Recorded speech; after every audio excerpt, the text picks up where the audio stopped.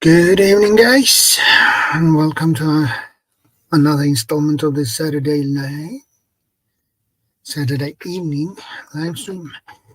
Hey, White Knight, good to see you, brother. Hey, Vanessa, good to see you. How are you doing?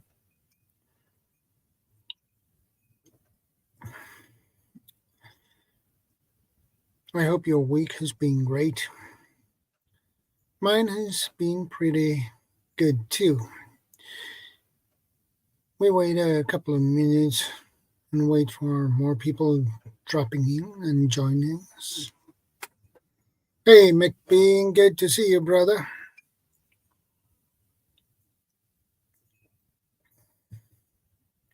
Good to see you. How are you doing, McBean?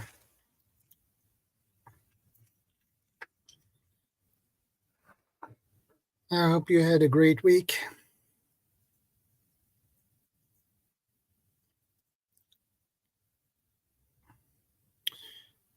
Four in the house already. That's awesome.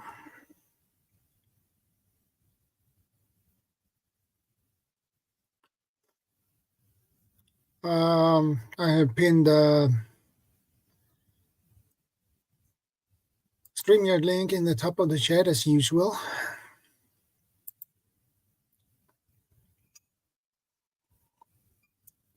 And I have my coffee. Hey, Okams. Good to see you, brother. How are you doing?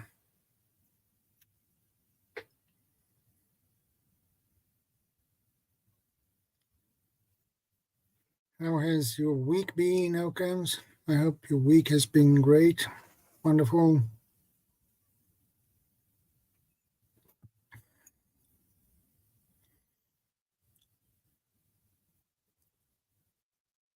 Thank you guys for joining me this evening too. I appreciate that. Don't forget to hit the thumbs up button, guys. And please share this stream out as well. That would help. Good to hear, Okans. Good to hear. You're most welcome.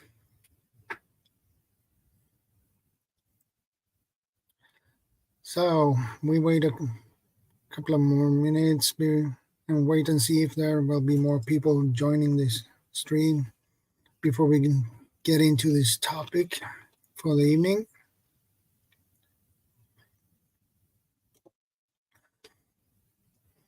Which is security and equipment.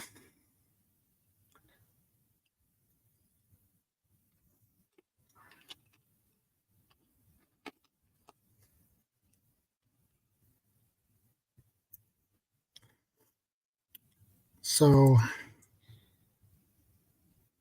I came up with this topic earlier this week. I was thinking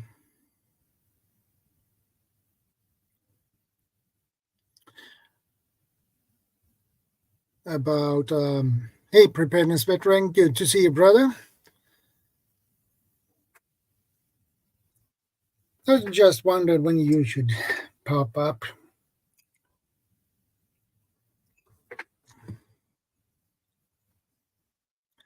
And I pinned the StreamYard link in the top of the chat as usual. So if anybody are up for it, feel free to click the link and follow the instructions and join me up here. And I know you are one of the folks who would like to do that, PB.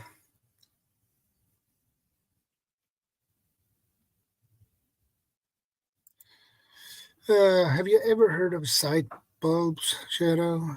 They are cameras you just screw into a light fixture. I bought 2 of them. Can you explain a little bit more what a sight bulb is?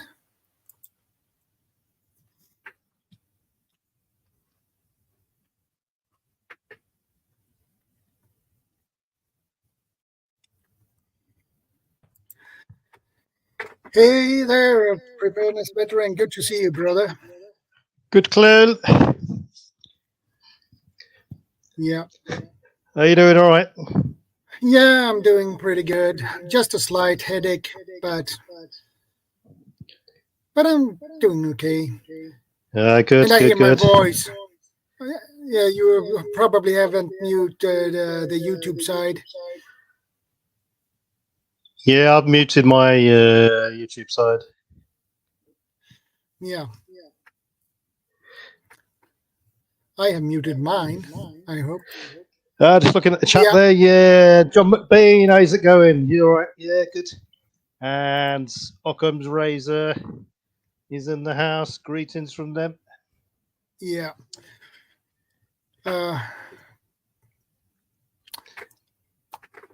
Well, Yes. we have the security and equipment for today's stream as a topic.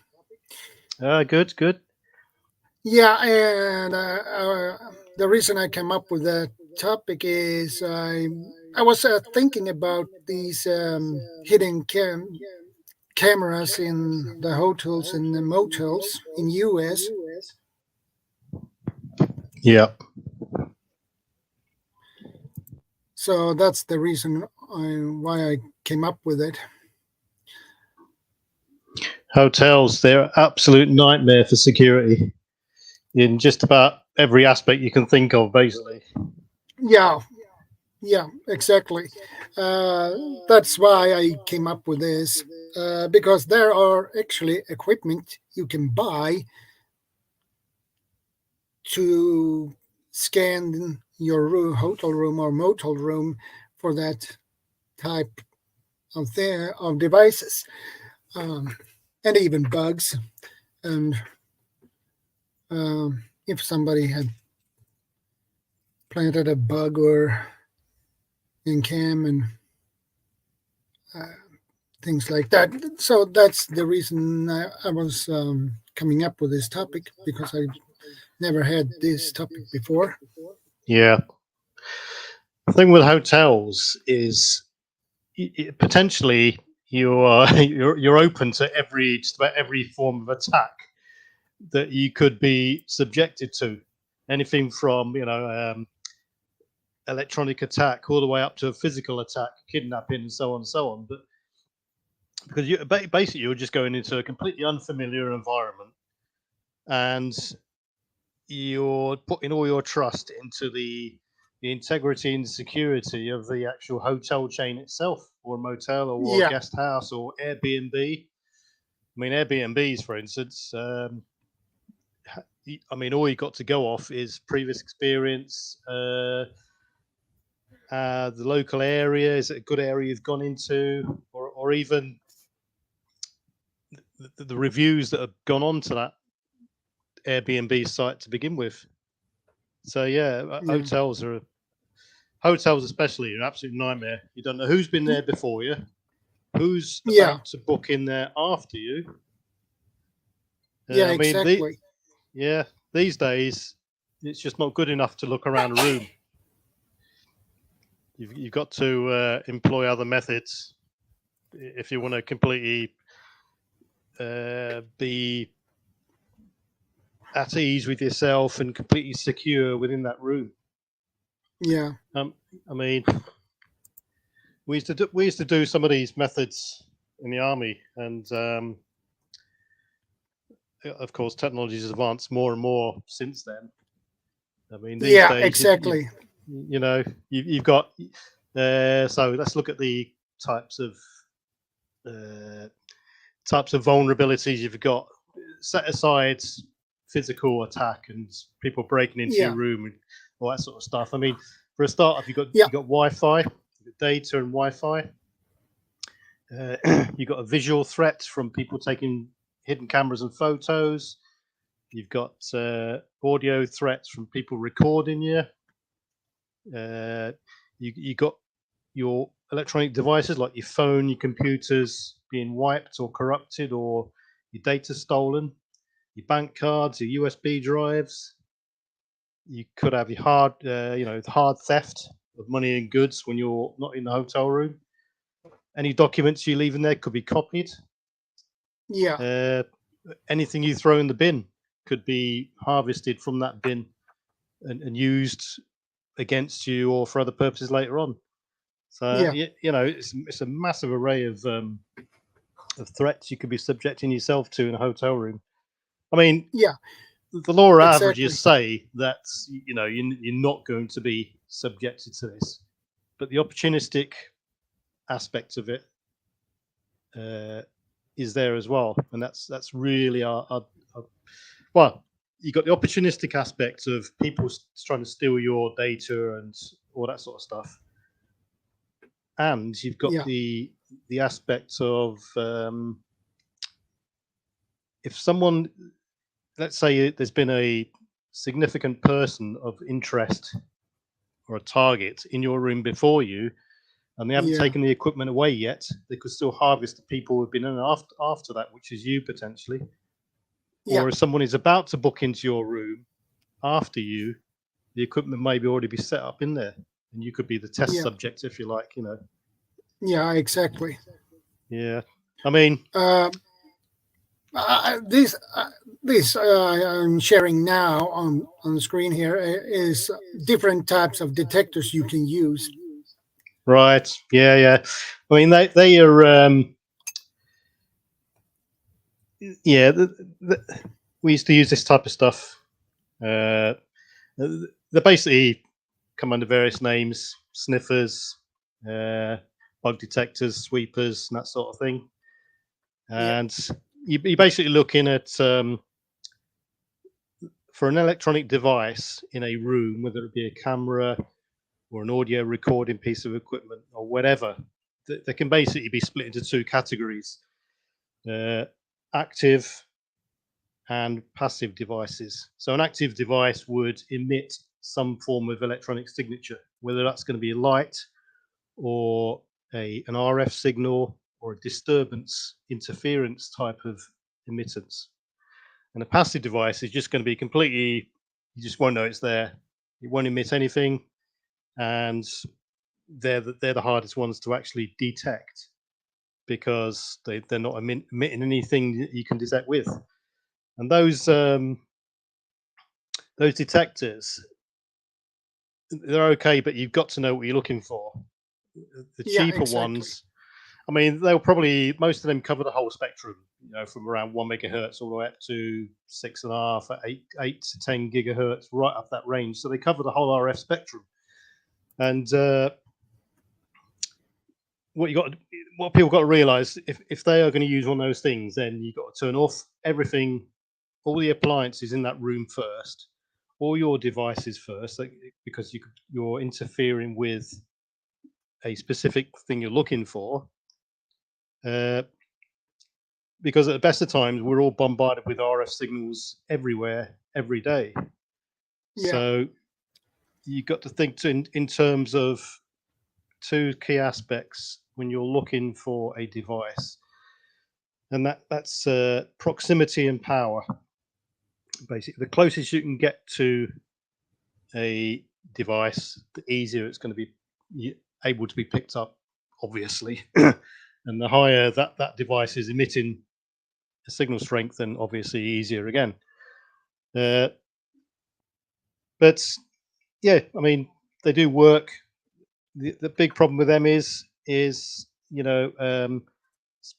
especially the spectrum analyzer versions.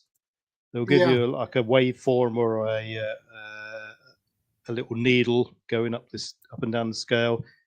Is you've detected something, but you can't determine exactly what it is. So, what exactly is it? I mean, the golden solution would be to get a spectrum analyzer which would have some sort of display that depicts the waveform. And if you're that up to speed and the device is that good, you could determine, looking at that waveform on the spectrum analyzer, what type of device it is emitting, because each one gives off a unique signature, if you like, a unique profile on the waveform. But if you're getting into those sort of realms, I suggest I'd question why you would. Your selection of hotels should be more refined if you're having to employ devices like sniffers, sweepers, bug detectors. There's plenty of more things you could do. The average person could do, which are quite sufficient to do a general sweep or a search without having to dig into and buy those types of devices. I mean, you could your standard phone, for instance, anyone with a smartphone. Yeah. Because let's say, like, let's look at hidden cameras. They're so small these days; they could be anywhere. You're literally Exactly. talking about a pinhole in a wall or a ceiling, or literally anywhere. The advantage, Yeah. anyway, the advantage you've got though is the fact that most of these cameras, for instance, are going to have to rely on a power source. So a good indication would be to look somewhere where, if it is hidden behind a panel or something like that, and it hasn't, more likely it's going to be in somewhere like a light bulb or electrical socket or a smoke detector. If Or anyone in your positions bottle of shampoo too. yeah, if you're going to hide it somewhere else, like in a ceiling panel or behind a mirror or in a plant pot or under the bed somewhere, or anywhere else, it's going to have to have its own. It's going to have a bigger space to occupy, because it's going to have to have its own power supply, Yeah. battery, for instance, and depending on the battery would basically ultimately depend on its lifespan. So, I mean, you can go around and do a quick visual check, just easy visual check to begin with. Cupboards, panels, look up in the ceiling. If you got those square ceiling panels you can take off and on, or Yeah. every nook and cranny you can think of, have a quick visual search.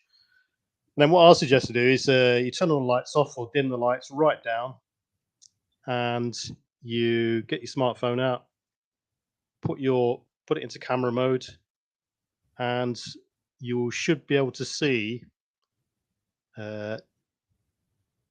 a infrared light coming from where the cameras are, because your smartphone will be able to pick up infrared lights. You can't see that in your eyeball, you see. And if anyone wants to do a quick test on their smartphone, just get a TV remote control, point the smartphone at the TV remote control, obviously point the remote control at you, press the button, you should see the lights on the TV remote control flicker. So that's a good indication Yeah. that it's working.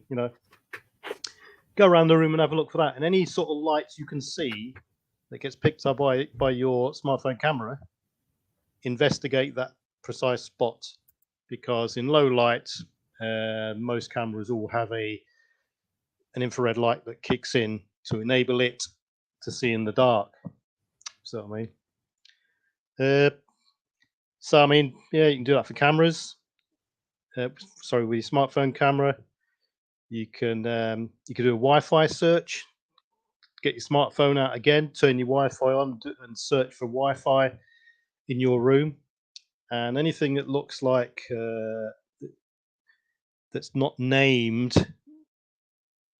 like room 12, room 1, or corridor, or anything Yeah. like that, or the hotel Or the name as a hotel, Wi-Fi. or the hotel name. Yeah. Question what it is, because the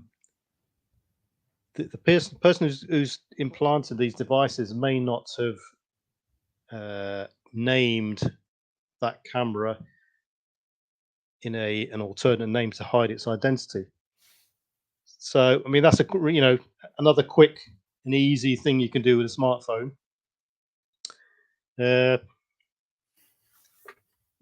Microphones in the hotel room.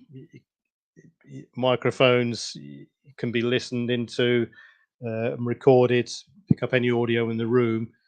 And the easiest thing that people to do with that, and has been done before, is a sort of subversive espionage type tool, would be through the hotel telephone, the fixed telephone line. It could just be sat there, and all telephones, unless the telephone has got a push to talk button on the side of the handset, then it can quite easily be remotely turned into a microphone. It doesn't have to be taken off hook. Sorry. I mean, even through walls, people can hear what you're saying and record things. So, if anyone visiting a hotel room is worried that much, then when you get into the hotel room, you just cease to talk about anything to do with your visit, your location, your job, or the reason why you're in there. So you've got to be very wary of that sort of thing. So yeah, it's a. I mean, you can even get download apps for your phone, which turns your phone into a motion detector. Yeah. For people trying to, I don't know, move, come into your room, it'll alarm. Door wedges under your door. Can you trust the standard of cleaning that's gone on as an added measure? I'd suggest that if I was to go to a hotel room, I'd wipe down every surface as soon as I got in there, because I don't trust the cleaner has cleaned up properly. In this day and age, you don't know who's been in the hotel room before you. Yeah. Especially, I mean, things like the TV remote, the handles, the doors, taps, showers, that sort of thing. The last person in that hotel room before you could have been the latest Ebola victim and that sort of thing. Yeah, exactly. But there's a whole host of things you can do. Even when it comes down to your car, try and park your vehicle in a place in the car park that you can see it or have easy and quick access to in case anything happens. Hey, CR, good to see you, brother. CR, you all right? Although, that could be hard to do sometimes. Yeah, basically modify your location. Don't be compromised. Don't walk around naked. Don't talk about things of a sensitive nature. Don't talk about future plans and that sort of stuff if you're that concerned. And then you've got your personal electronic safety as well, or your cards and your wallets. Put them in RFID bags or put them in a RFID wallet. Don't charge your phones or any other electronic device through a USB port in the hotel room, because you put your phone in a USB socket in the hotel room, which is quite common these days. Within 10 seconds, you could have data taken from your phone. You could have malware implanted onto your phone. Yeah. Or your phone could be wiped, or any certain data could be wiped. Malware is the biggest thing for phones, because it will go straight into your phone. You won't even know it. Your phone will be charged. You say, "Oh, great! Take the phone off the USB port." That malware is on your phone now, so weeks down the line, it can be remotely accessed from the person who implanted that malware from that USB port.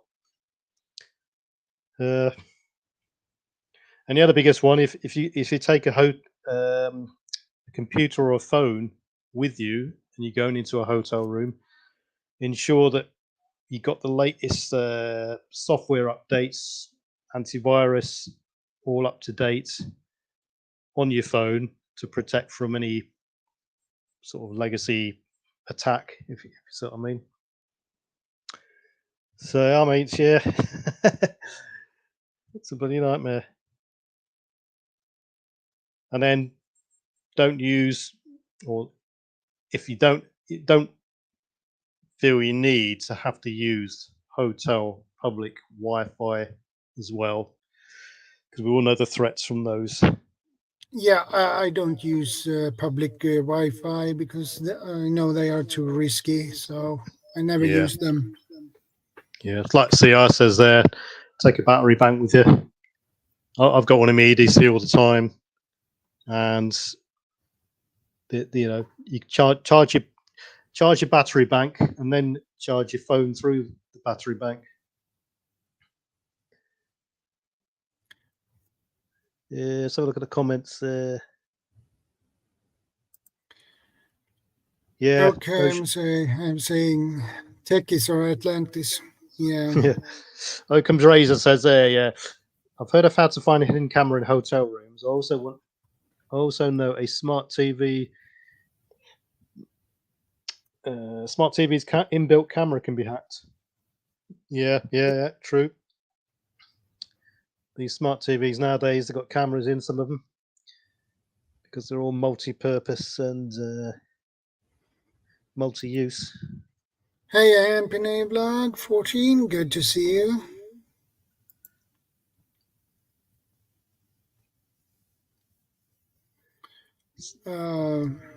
I know in US there has been a lot of reports that people have found hidden cameras in the bathroom, in the bedroom, right, in the closet, basically.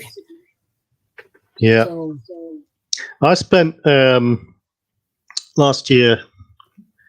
I spent one night in a hotel room, and as soon as I got in there, I must have spent a good nearly an hour searching that room. Yeah, every nook and cranny. I even lifted to see the corners of the carpets to see if they would come up. Yeah, under the bed.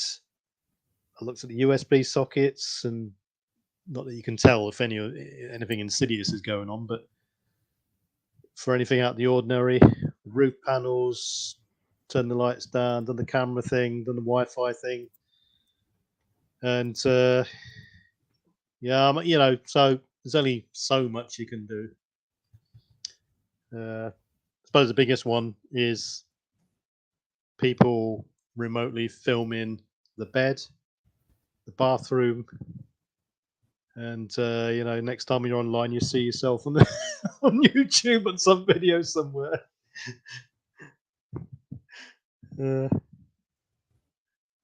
Yeah, and I know people put hidden cameras in the toilet too. Yeah. So the one I know there was a female in US who found a camera in the bathroom. She reported it to the hotel. Right. I think the first thing I did is call the police. Yeah. Because it could be the actual hotel staff that's put that there. Yeah. And yeah, Occam's Razor says there you can place a piece of tape of your TV's camera if you know where it is. Yep. Or likewise, same again. It's you can. Well, I'm not sure about that. If you were to get your phone out in low light, I doubt the TV would. You'd notice it. But I mean, it wouldn't surprise me these days if some TVs now have cameras through the screen. You just never know. If you're not bothered about a TV, just hang your coat over it or something, or a towel. If you're that concerned. Yeah.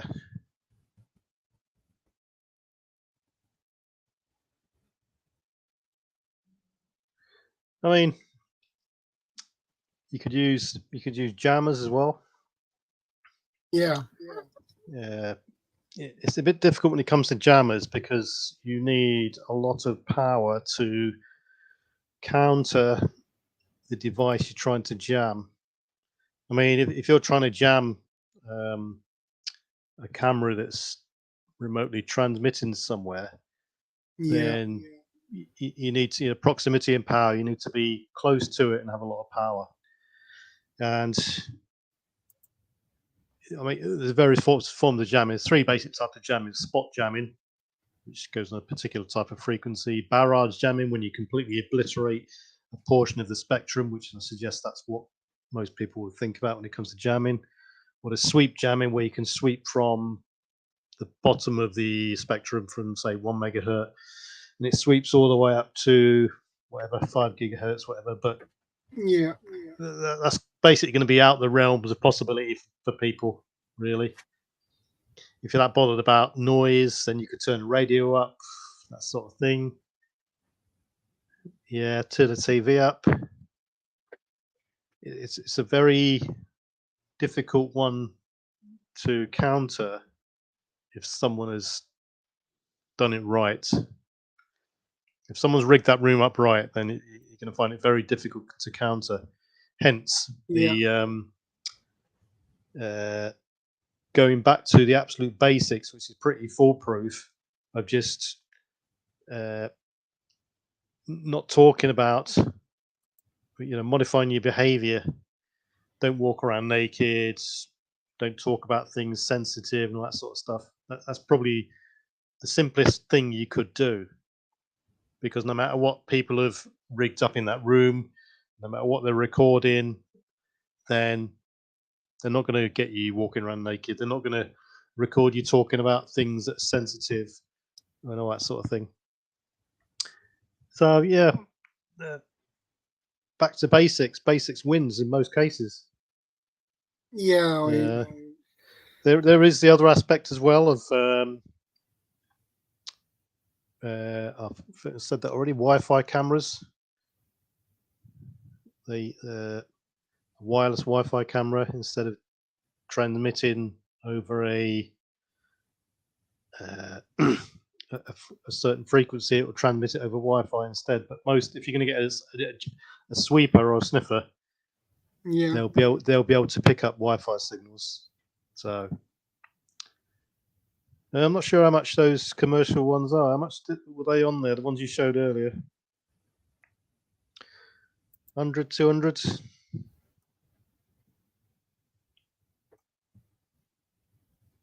Yeah.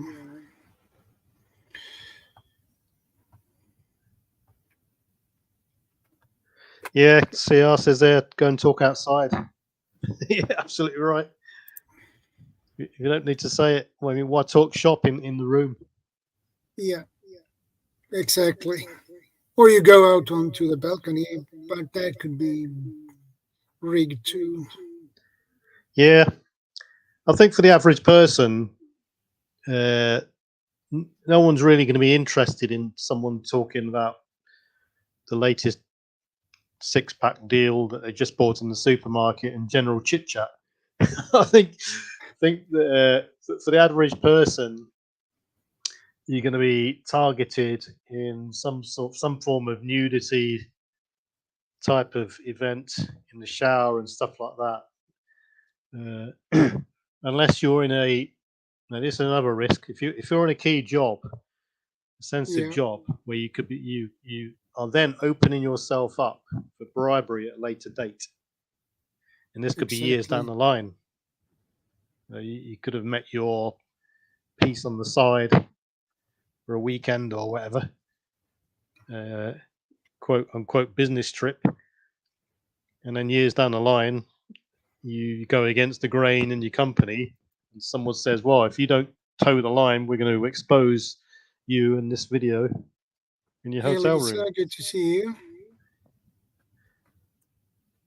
Lisa Warrior Crean, how you doing?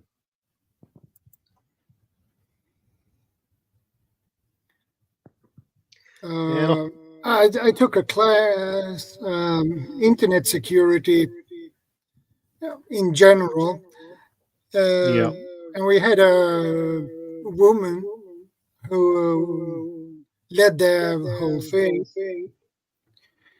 and she worked for MUS Must. Yeah. The Swedish intelligence, basically. She were at a train. She were going back home. And there were a guy who just took the seat in front of her. And what he did was she asked her if he could borrow her uh, phone charger. Okay, she Yeah. borrowed it. She let him borrow it and charge his phone because they had same phone, more or less. And when she got back home, and she got her phone charger back, and when she got back home and she charged her phone, and after a while, the phone began to act really strange uh, because the phone popped up a lot of messages on Russian language. And lucky for her, she could speak the language, uh, and she took it to her work and to the to a technician there who checked it. But she was lucky; nothing important were stolen. So that was pretty scary, actually. Yeah, I mean, in that sort of circumstance, well, I'd have to reformat the phone completely, restart it, factory settings, and hope that it's not been compromised in a deep way. I mean, I'm not sure if we know phones are computers, so do modern day Android phones have BIOSes? Yeah. So can a phone BIOS, if it's got one, I'm not sure, can a phone BIOS be hacked as well? If that's the case, then reset your phone to factory settings and sell your phone or give it away somewhere. It depends. I mean, like I say, it all comes down to who you are. You working for a commercially sensitive company, defense company? Do you conduct all your business on your phone? Have you got loads of data on your phone that's worth something to someone? Have you got loads of personal details on it? If you have, then start thinking about other arrangements. I mean, encrypt your phone for a start off. Don't put all your information on your phone. At work, best case, store it in the cloud where you have to access it through a password and get double authentication. So long as you haven't got an automatic password saver that automatically logs you onto things, because there's no point having a password. Then if someone's got your phone, put your phone tracker on. And what happened was with her phone, and they checked the phone. They didn't find anything wrong with the phone, but when they checked the phone charger, that dude who borrowed her phone charger switched it to an exactly the same phone charger as she used. So that was mixed. That they have that was set up for stealing data and things like that. Hello, Columbia fan. Good to see you. Yeah, I mean, this is a problem these days, is that things have become so advanced. The average the average person just does not know how things work, and you could argue that nobody knows anymore. Nobody knows how things work anymore. It all comes back to there's a guy called Lewis Dartnell. He wrote this book, and in this book he argued the fact that nobody knows anything anymore. No one person doesn't even know how to make a pencil.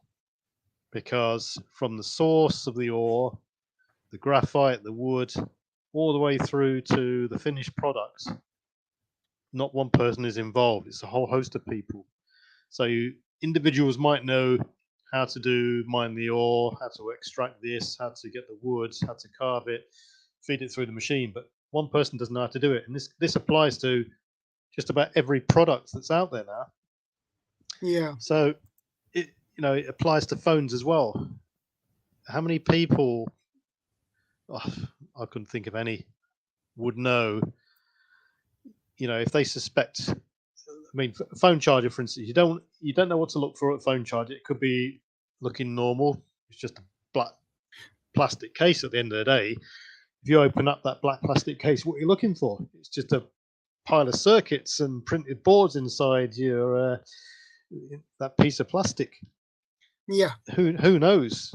And to further compound it, you're not talking about physical items anymore. You're talking about electronic programs, malware, which you can't see. You can only detect through your malware detector if you've got one. So like I say, it's becoming near enough impossible for anyone to recognize or counter these things without real specialist equipment or programs that you paid a lot of money for to search these things out. I mean, there's only so much you can do. So you've got to mitigate the circumstances all the way from the moment you book the hotel, your choice of hotel, the area that hotel is in, evaluate yourself, as in, are you going to be a target in terms of, do you stand out in that hotel? Do you look rich?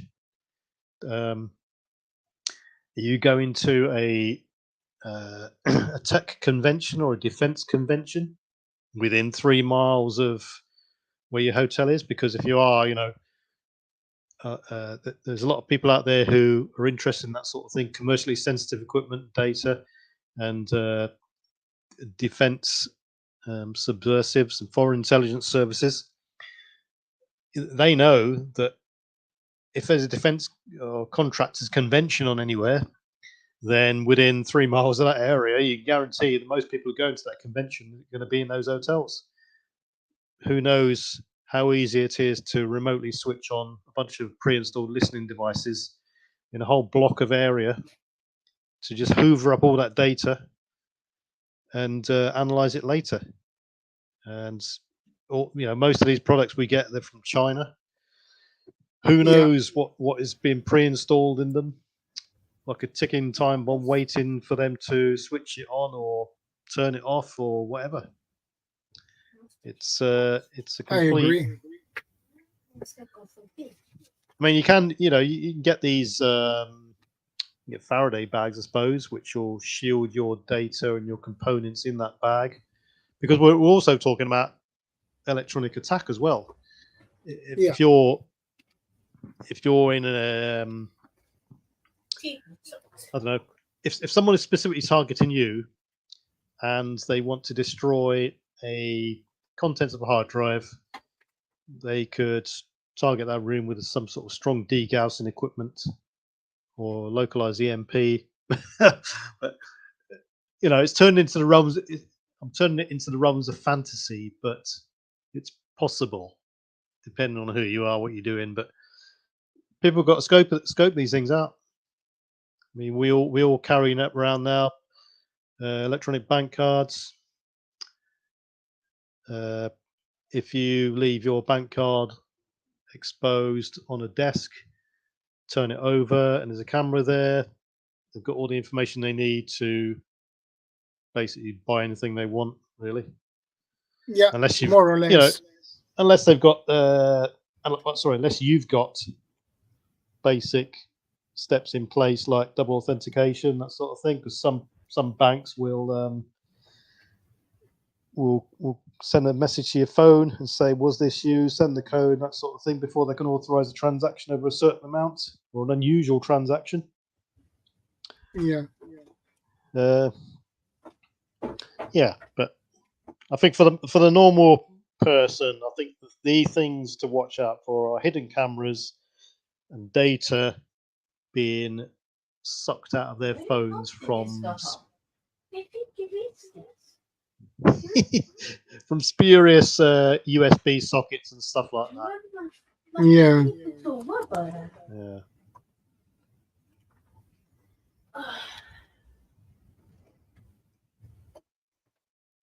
Yeah. Occam's right. I asked a question to. He has a YouTube channel. I forgot his name, but he's called the EMP Doctor. He works for NASA, by the way. And I asked him a question. Yeah, I know the guy. Yeah, if there is possible to build a portable EMP cannon, and that was on his wish list. But he says it's possible to do so, but it is only for when you are on place in that specific area. If you're on a power station and you have a portable one, you can activate it and knock that out. Yeah, you can get those. They've been out for years. Well, they've been out for years and years. They're called HERF guns, high energy RF guns. They first came out in sort of the Vietnam era, and they look like a long Carl Gustaf on a tripod. Yeah. And then they developed, and these days you can get plans if one so wishes to on the internet, and you can make one yourself. And the simplest plans I've seen, they're made from microwave ovens. You dismantle various components of a microwave oven, and you can make a directional EMP gun, if you like. Yeah. I have seen a couple of YouTube videos a couple of years ago that they make that type of EMP cannons, and they worked, and they took part from the microwave, as you said. Yeah, I mean, you could also go to the lengths of if you want to, if you know the most common areas that people are going to put their wallets down on, presuming they haven't got an RFID protected wallet, you could put something in. Let's say that they put their, the most common place is to put your wallet or whatever on the dressing table or on the sideboard of the bed. You could quite easily put a large magnetic device in and around the area to wipe the cards, hoping that you've got no fake jewelry on it, and your hand's going to get drawn towards the magnet, so on. It's a risk you take, but it's a possibility. Yeah. So that sort of thing is a threat, and I mean, I suppose you could induce a power surge into a room remotely somehow, but yeah. CR says in the comments there, set up a tent in the room. Actually, that's not a bad idea. You're just hoping on that, CR, that you haven't got any thermal cameras that can be used against you. And then Occam's razor. Exactly. Occam's razor says there, whenever you agree to the terms and services, T's and C's, you basically open your information up to the provider. It's virtually impossible not to, even in the gaming world. Yeah. I think the biggest you have to accept that. Otherwise, you can't proceed with the software or the game. So, yeah. I mean, we see that every day when you download an app. One of the first things you have to do is accept the terms and conditions of that app, and most people don't read them anyway. And what you're actually confirming and letting them have is a portal into your phone, which more or less involves access to your address book, phone, data, etc., etc., etc. People just do it without even thinking these days. And see, I said a tinfoil tent and use a Mylar space blankets.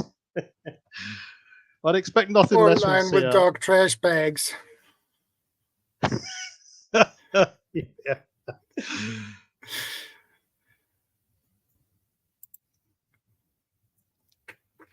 Hey, McBean. John McBean, how's it going?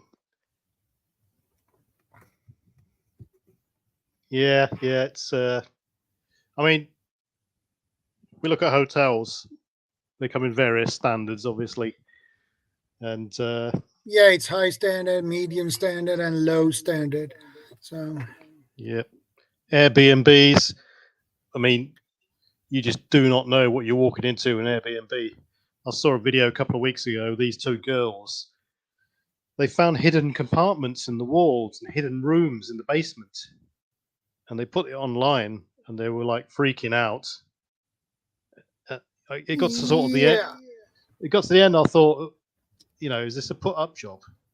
But it could quite easily have been a true video. I don't know if it was a put-up job or not. But yeah, Airbnb, you walk into someone's house and that house is, got multiple rooms. How long is it going to take? Scary. Yeah. How long is it going to take to search for any hidden devices in that house?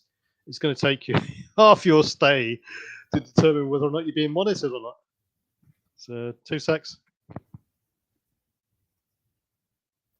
Yeah, that would take as you say, a half a day or a full day. And do it alone, would probably be a nightmare.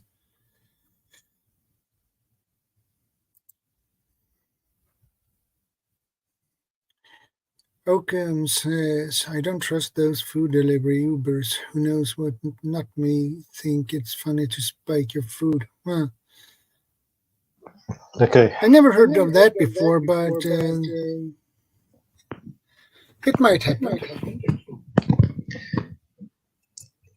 Yeah, you're talking about food.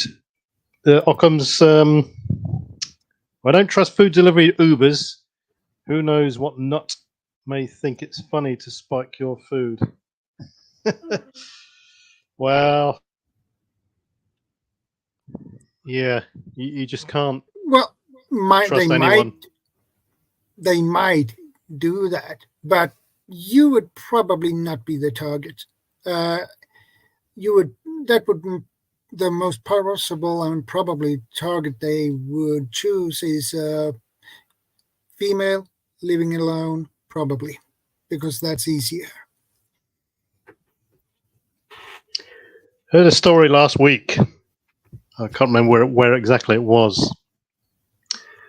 This high roller, he was chased by one of the restaurant staff because he only gave a $400 tip instead of the standard requested $1,000 tip. I don't know what sort of establishment you have to be in to give that sort of tip.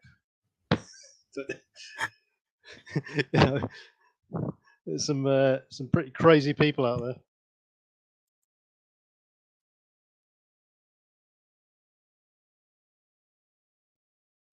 Yeah, I mean, the big thing nowadays is a lot of big chain hotels, and this is the same across most sort of businesses, big businesses. Nobody knows who owns it. It's owned by a board of trustees, shareholders, and their sole purpose is to make the maximum amount of money possible for the shareholders. Yeah. Now then. Hey, Iron Fire Horse, good to see you. Iron Fire Horse, good to see you. Anyway, a subsequent fallout of that is as you get further down the chain to the actual workers on the ground, they get paid an absolute pittance. basic minimum wage in most cases, and it doesn't take a lot, especially if you work in long, hard hours, for people to Hey, start getting Sandy. disgruntled. And the workers at the bottom end of the food chain, they've got nothing to lose.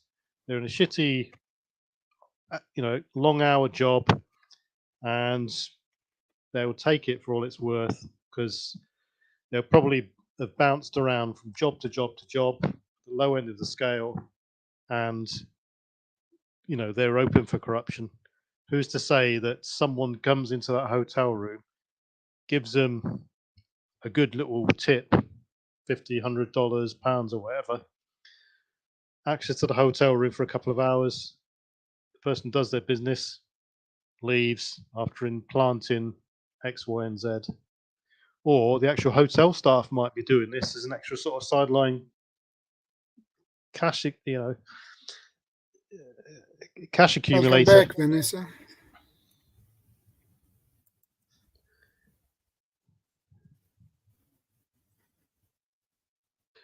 Yeah. So Iron Firehorse.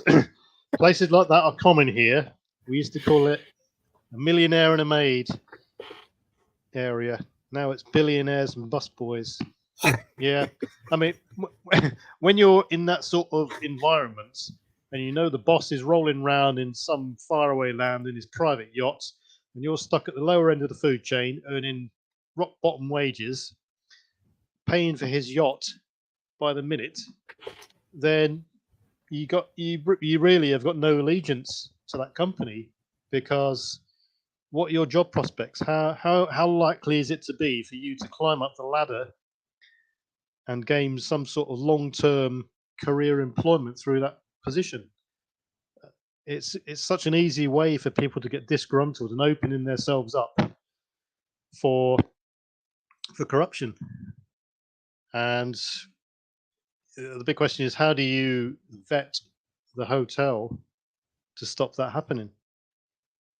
It's very, very, it's hard to do. And all we've got as consumers is the fact that you can go online and check what the reviews are like, really. And are the reviews any good? Can you actually trust the reviews? Some of the reviews I've put on for hotels and products that I've bought, initially it was Trustpilot. You give a negative review on Trustpilot. Here's a story. I was fitting my van out, and I bought some insulation. The wrong type of insulation turned up, so I complained, and it said, leave a review on Trustpilot. So I left a review on Trustpilot. Within 2 minutes, I got a phone call from the company. Oh, we think that's a bit out of order, giving us a 1-star review. I said, well, what do you expect? You're giving us the wrong product. And at the end of the day, I was told by Trustpilot to take that review down. 2 secs, I've got a cat intruder. Back in a sec.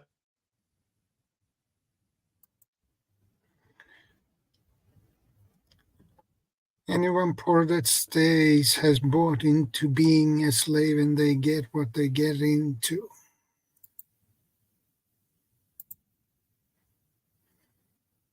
Camping away from others has always been my best experience. Yeah, it has, Vanessa. It has.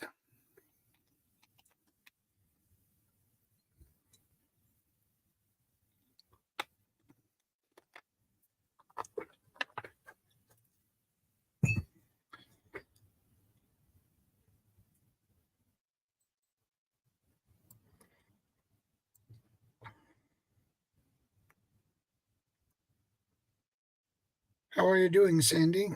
I hope everything is okay with you. What happens at a world certified 5-star hotel when the military health inspector finds defects in several rooms? That was a fun dang inspection trip. Well, normally that would be a high fine for the hotel. and that will be a couple of thousand they have to pay if they find some defects, which hotel has to redo and pay the fine. Yes, CR tents are multipurpose.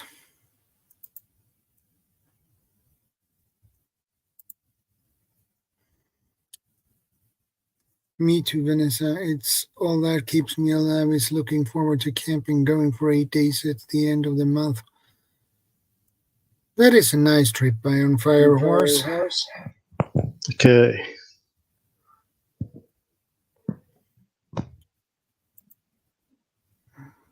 Poor staying where places that are unaffordable. Yeah, these back street motels. I suppose I don't know how valid these securities in these places. Yeah. Well, some places like the Bates Motel. I think Uber, Airbnb, have got to be a key threat for that sort of thing.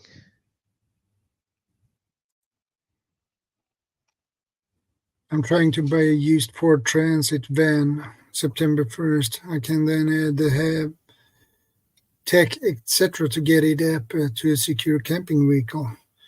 That sounds good, Vanessa. Yeah, nice. I converted my own. I bought a panel van, stripped it out, cleaned it up, and converted it into a camper van about a year and a half before lockdown. And it was one of the best moves I made because it gives you a real lot of flexibility. Go where you like. You got accommodation there straight away. You can pull up someone's house. You don't even have to stay in their house. Hey, Kelly King. Visit them, retire to bed in your camper van on their driveway, and then all's well and good. Good to see you again, Kelly King. So magnificent Germany with Darian is driving and listening. Welcome, my friend. Good to see you.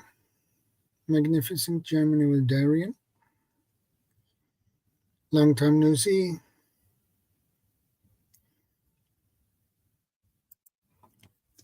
There is no affordable housing for the poor to work in that area anymore. Businesses have begun building specifically for workers, so they totally own their employees.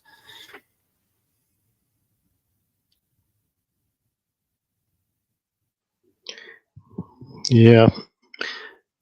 So for anyone who's just popped in since we started, talking about hotel security, and we're basically talking about how you can use your phone. This nice, quick, and effective, simple measure to scan for cameras in your room, do a quick Wi-Fi sniff, determine what Wi-Fi networks are out there, and to just generally search your room and what contingencies you can do to avoid being scammed, recorded, and subverted in the future. Yeah. So, like I say, I think the simplest thing to do is turn the lights down, put your camera on, put your phone on camera mode, have a scan around, very slow scan around the room, everywhere you think that there might be a camera. And if the camera's gone into if it's a passive camera, i.e., it emits some form of signal or light, then you should be able to pick up the camera's infrared light through your phone camera and take subsequent steps to avoid it.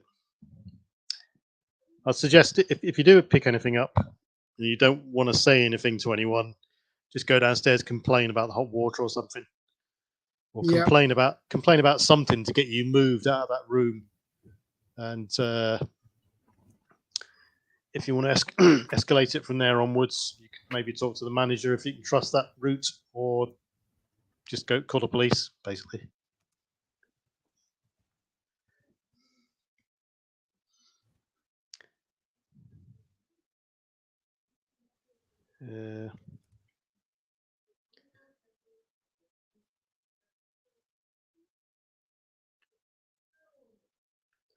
Yeah, I mean, when you leave your room as well,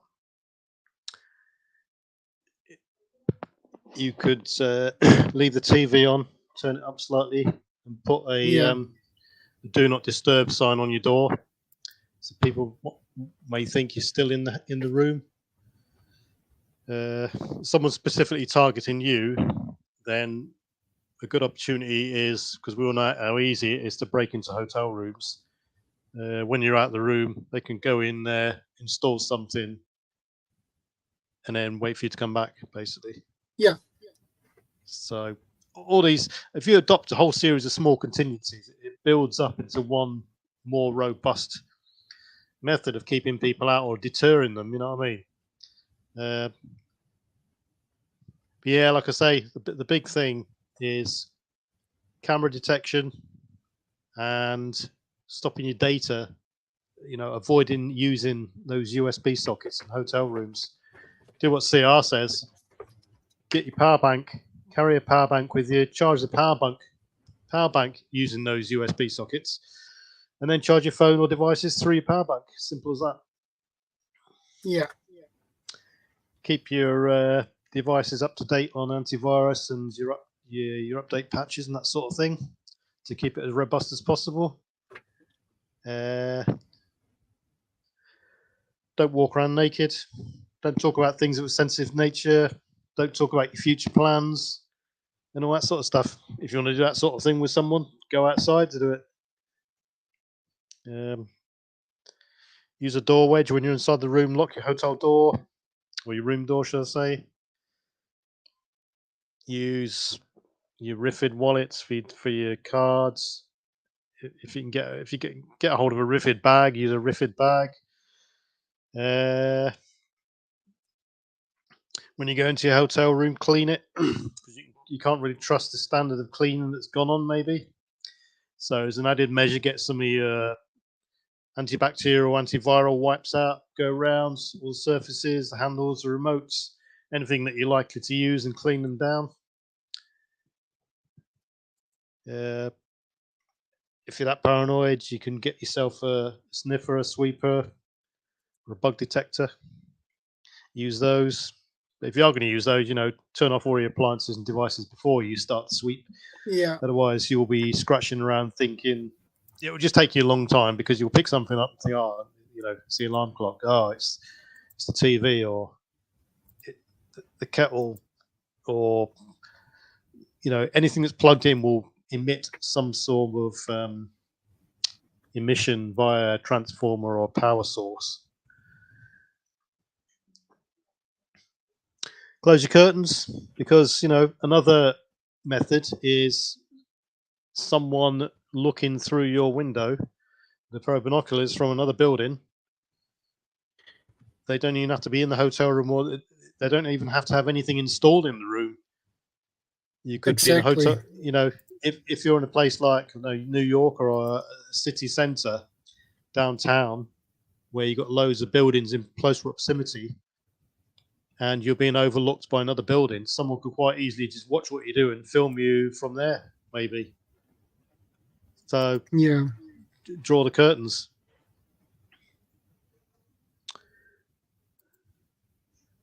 Any more suggestions from people in the audience there? CR suggests putting a tent up in the hotel room. Yeah, that'll work.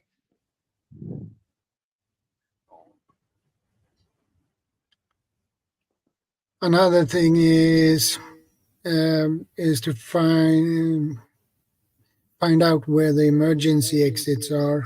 You might need it. Yeah, so standard practice. Yeah. I personally would not like to be anywhere above the second or third floor in case of an evacuation. We've all heard the stories that firemen's ladders won't reach above the fourth floor, that sort of a scenario. So don't book a floor, don't book the top floor of a high-rise building, because it's going to make it more harder for yourself to escape, if at all. as soon as you get in there, if you've done your quick sweep or whatever, one of the first things you should do really is to walk the route to the nearest fire escape or escape door, so that you know where it is, you know how far it is, and you're well versed in walking that route. If you have to get out there after, some hotel. Hi.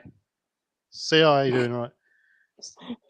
Yeah, if Hey, you have to get out, if you have to get out there after, then the window might not be an easy route, because some hotels now, if not all of them in UK, for instance, above the first floor, they don't open all the way to stop people jumping out. So your only route in limited visibility will be down that corridor through to the evacuation stairs or door, for instance. You know.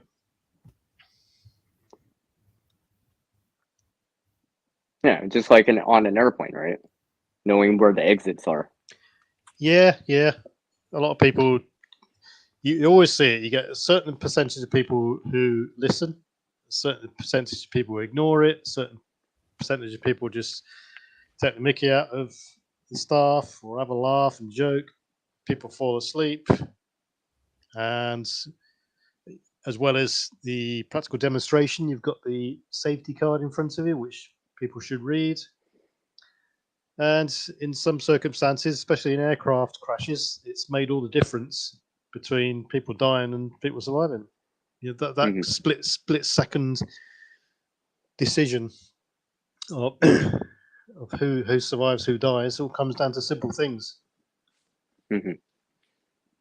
Can I just chime in on something real quick? Yeah, go. Please do. It reminds me of this time. Well, I was visiting someone, but they were staying at a hotel, right? And they were on the 4th floor or something like that. I actually walked the steps upstairs to their suite, counted how many doors away from the exit it was, like the staircase, right? And like how many flights of stairs, almost to the point where I could do it blindfolded. Like if I couldn't see or had to feel my way through, like especially like fire, for example, right? Then I'm like, oh yeah, it's exactly 4 rooms down. Just feel for like, the edges, right? There's one door. There's another door. There's another one, right? Okay. The staircase should be right over here.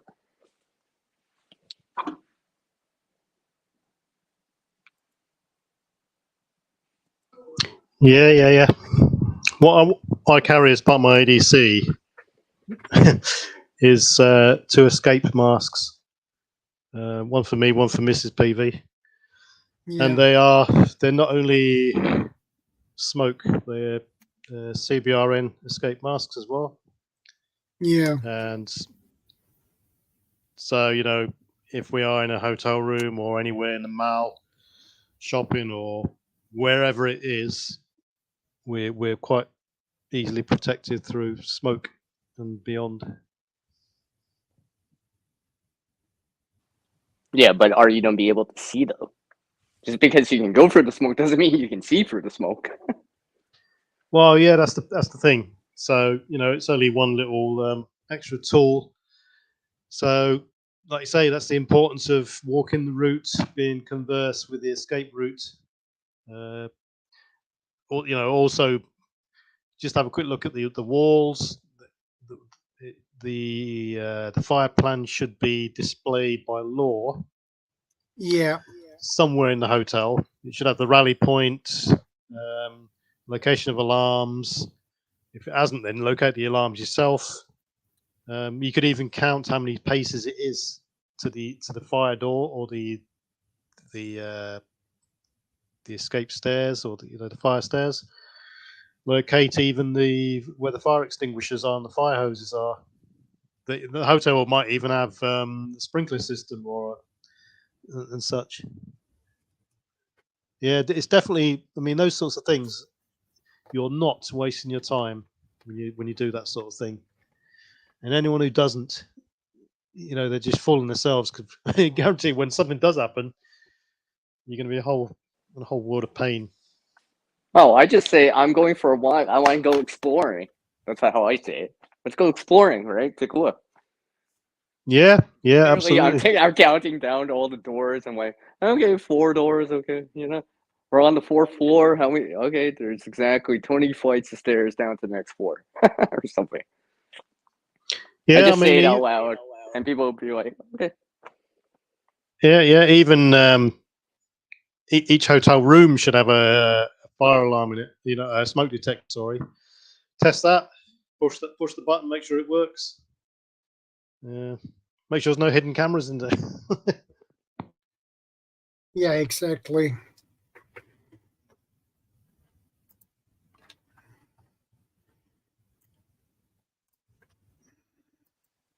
I've got to say that these days, the, the, the hotel business is it's a fierce competitive market. It's fierce competition between hotels these days. If hotels haven't upped their game in some aspects, it'll come back and bite them sooner or later, and they can't afford to fall by the wayside with simple things like basic health and safety issues. I mean, each one should be subject to a yearly check anyway. So you'd hope it's got itself in order in that respect. Like I say, all the other aspects of it comes down to the actual physical security of the hotel and the the staff and how well the integrity of the staff really. Yeah. But it doesn't stop anyone else. Sorry, just one more thing. It doesn't stop people who are hell bent on information gathering or subversive activity. It doesn't stop them booking a hotel room for one night, installing everything they want to install, and then leaving. And the hotel staff would be completely oblivious to that sort of thing. I'll just tell you a quick story. My boss, one of my previous bosses, worked in Shape, the supreme headquarters Allied Powers Europe, and after 2 years of working there, when he left, they did. They're supposed to do these sweeps, electronic sweeps, every year. They did a sweep, and they found an electronic listening device hidden in the ceiling that had been there for years, and it'd gone undetected. And God knows what conversations had gone on in that briefing room. So, just to reiterate the point, even at the highest levels, mistakes happen, things get missed, and you leave yourself open. Yeah. Sorry, Shadow. Well, we have a typical example where this kind of things can be in a motel room or a hotel room, like this one, and this is a camera. So, and you have a camera even in your car keys, or even in a charger. Yeah, So look at the look. If anyone doesn't believe this sort of thing, just look at their smartphone and look at the size of the pinhole that their camera uses, and they'll see how small it is. Yeah. I mean, you should be. There shouldn't be many people out there who are unaware how small these things can be at the moment. Surely. Yeah, that is a really small compared to the one to the left. So, and there you have the little camera. Yeah, I mean, I suppose if you went into a good visual check would be to match up the decor of the hotel room versus the actual overall look of the hotel and all the fittings and fixtures in it. If you go into a tatty old hotel room and you see a USB wall charger like that one you've got there on the wall, a brand new top of the range one, up to speed, that sort of thing, I'd question it and say, why is such an upgraded device like that in a tatty old hotel room? I agree. Not that I stay in tatty old hotel rooms, but it's a good example on how it could look like, actually. yeah, Because something like this is really hard to detect if you Yeah. don't do a close-up examination of it. well, I mean, even a pinhole that small, you would really struggle to detect with any camera, Yeah, because I mean, look how small it is. Some cameras now work in quite low light as well, and it's only yeah, getting down to the zero lux cameras which start to emit or rely on infrared illumination to work. So yeah, Just use the tent. Just use the tent. I'm just saying. oh, you're not wrong. You're not wrong. I'm just saying. It's easy to bring, portable, right? Well, Yeah. go back to the other statements. Don't walk around your hotel room naked, Well, or that's it. do things that you wouldn't normally do. Shall I say? Yeah. And then you're not giving anyone any ammunition to come back and bribe you or so on in the future.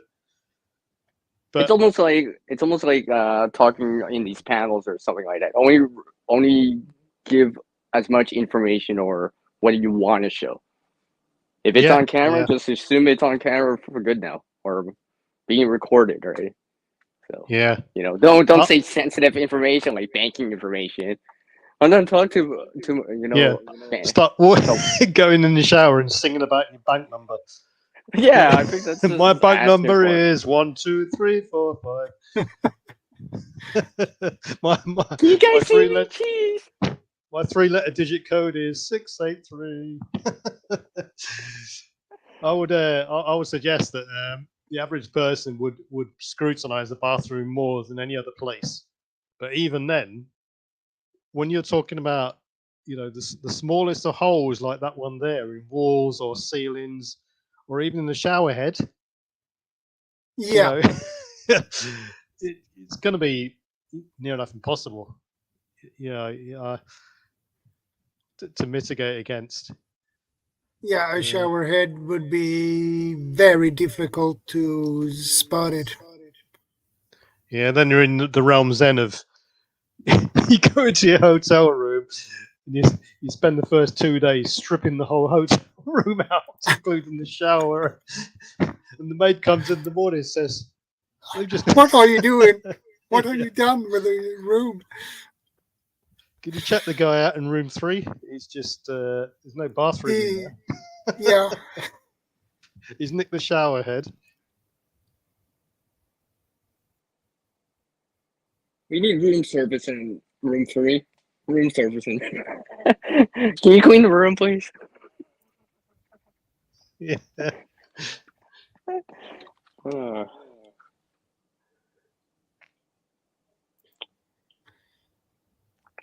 only $80 to spy on strangers, and that's something that most people would miss. Yeah. Yeah, people have got to ask themselves, would someone spy on me? Yeah, like I said, question yourself as to, is your job, what's the reason for your hotel stay? Are you going to some sort of convention? Where do you work? Am I rich? Have I got something to lose? Has someone got something against me? Have I got any enemies? Am I a likely target for something? Have I just been the witness for some key incident? I mean, most people say no to all those things, and like I said, you're more probably likely to be targeted for some sort of sex tape or some nakedness or something that will embarrass you in the future. The bare truth. Yeah, I mean, someone it took a video of you in the shower, and then come back years down the line and says, "Come this way, sway your decision to this, otherwise we're going to expose this bit of footage." I'll say, "Well, go on then." Oh, okay. Then I got wear a swimsuit in the shower. Yeah. Well, it's like when you get vetted. When in the vetting process, if you come clean and just lay everything out on the table, you got nothing to worry about. If you don't come clean and it gets found that you've hidden something, then you're deep in the crap. You'll lose your vetting and you'll go down a different path of disciplinary action. So I mean, but that's you're talking in terms of bribery there. Yeah, a lot of hotel rooms. I mean, you're probably more likely to be robbed. Probably more likely to pick up bed bugs in most hotels these days. Yeah. Oh, I'm pretty sure.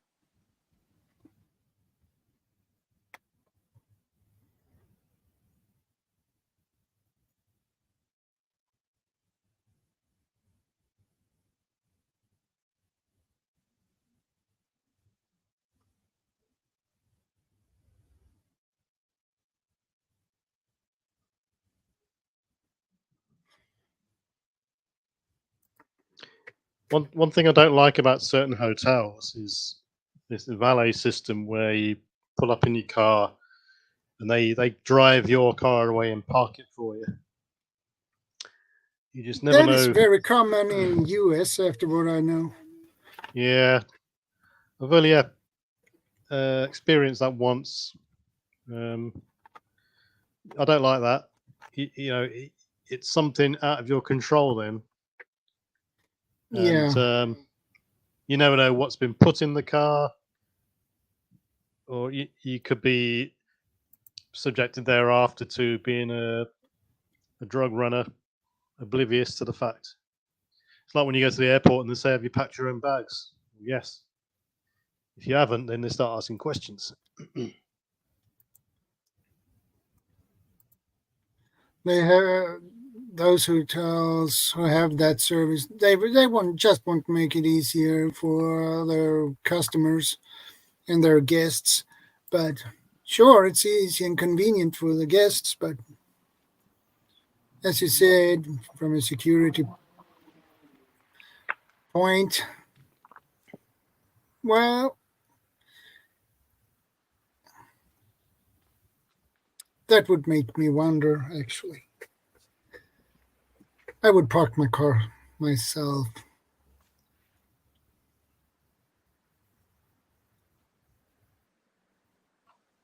Yeah, you're going into a hotel rooms. You're going into an unfamiliar environment, and you start up in your. You go into the you go into your amber alertness sort of mode then.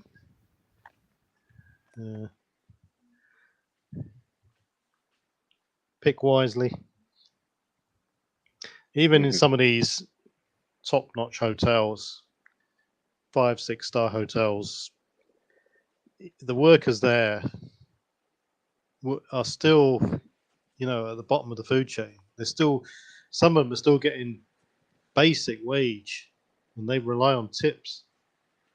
Yeah. It's just unbelievable, how these people are treated. You're paying £150, $200 a night for a hotel room, and you're getting served by someone who's getting paid absolute rock bottom prices, and meanwhile the people at the top, they're just raking it in 90% plus.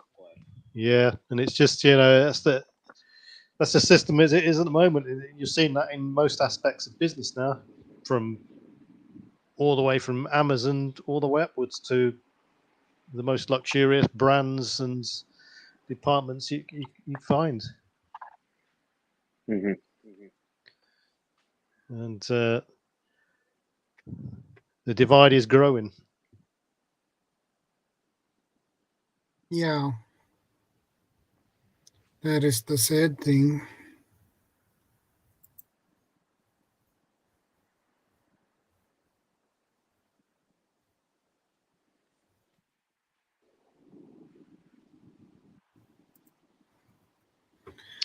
Yeah, just looking at the comment there. Vanessa Kitty says, portable toilet solution is important. I'm on meds, so my body doesn't just pour stuff out. Yeah, I was saying to her, pinged her earlier with a message saying, I did a self-camper van build, and 2 key things we wanted was a shower and a toilet, and we put those in. And if anyone's interested, it's on one of my videos on my channel, have a look. And the shower is the big thing because you can literally just stop anywhere you like, and all your comforts are there available. You don't have to worry about hotel rooms, just parking spaces. Yeah. Some hotels have a parking garage under the hotel, and those are probably not that much lights.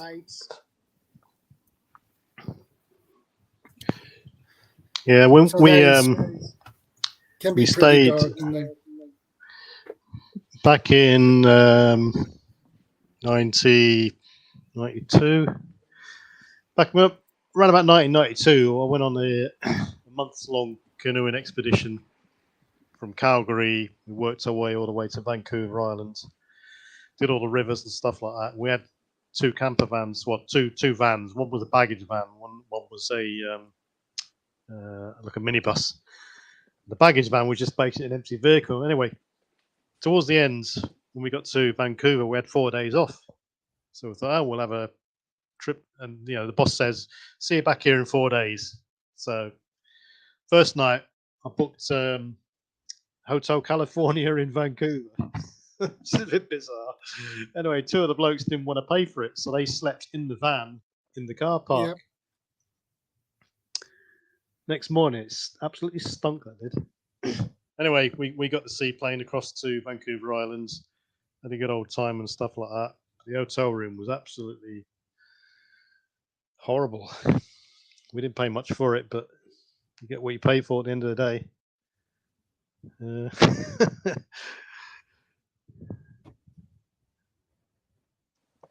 I'll stick with the tent. Yeah. And then I give up that tent.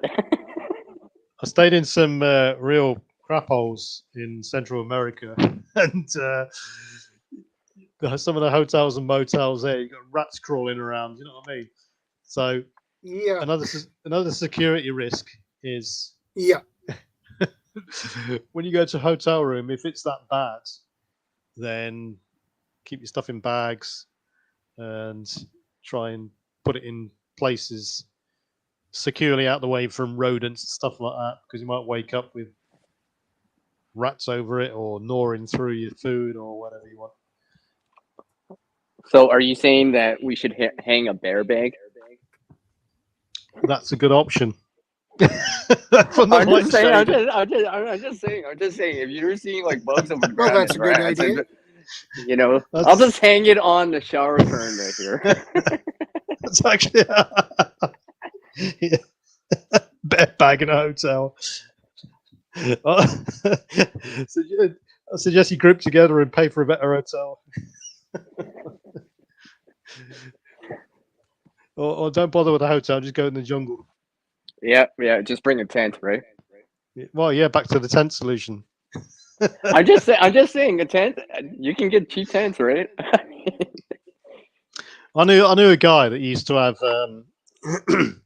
one of these festival pop-up tents in his car. He used to keep it in the boot all the time, and trunk, should I say. And in case anything happened, he'd always have some sort of little shelter. So, yeah, I suppose if you're that concerned, I'm just saying tents are commonly available. Yeah, no, I mean that's a feasible option. That is, especially if someone's concerned about the state of health and safety in the room through bed bugs or anything like that. They can just quite easily pop up, get the tent out on the floor, bang, away you go, get a cheaper hotel, and you're secluding yourself thereafter inside as well. Yeah, Vanessa Kitty says, I try to stay at hotels and military bases, etc. if I'm travelling. I also use the campgrounds since they're extremely low priced. Yeah. We did That's an another exercise. good idea. We did an exercise at Fort Irwin, National Training Centre. And we had a couple of days, R&R, went down to Los Angeles and we stayed at Fort Irwin on base there, dirt cheap, nice rooms. And you got the security of the place as well. So that's definitely a good suggestion. Hey, Rita's Roost, good to see you, ma'am. That was Hi, El Toro. Rita.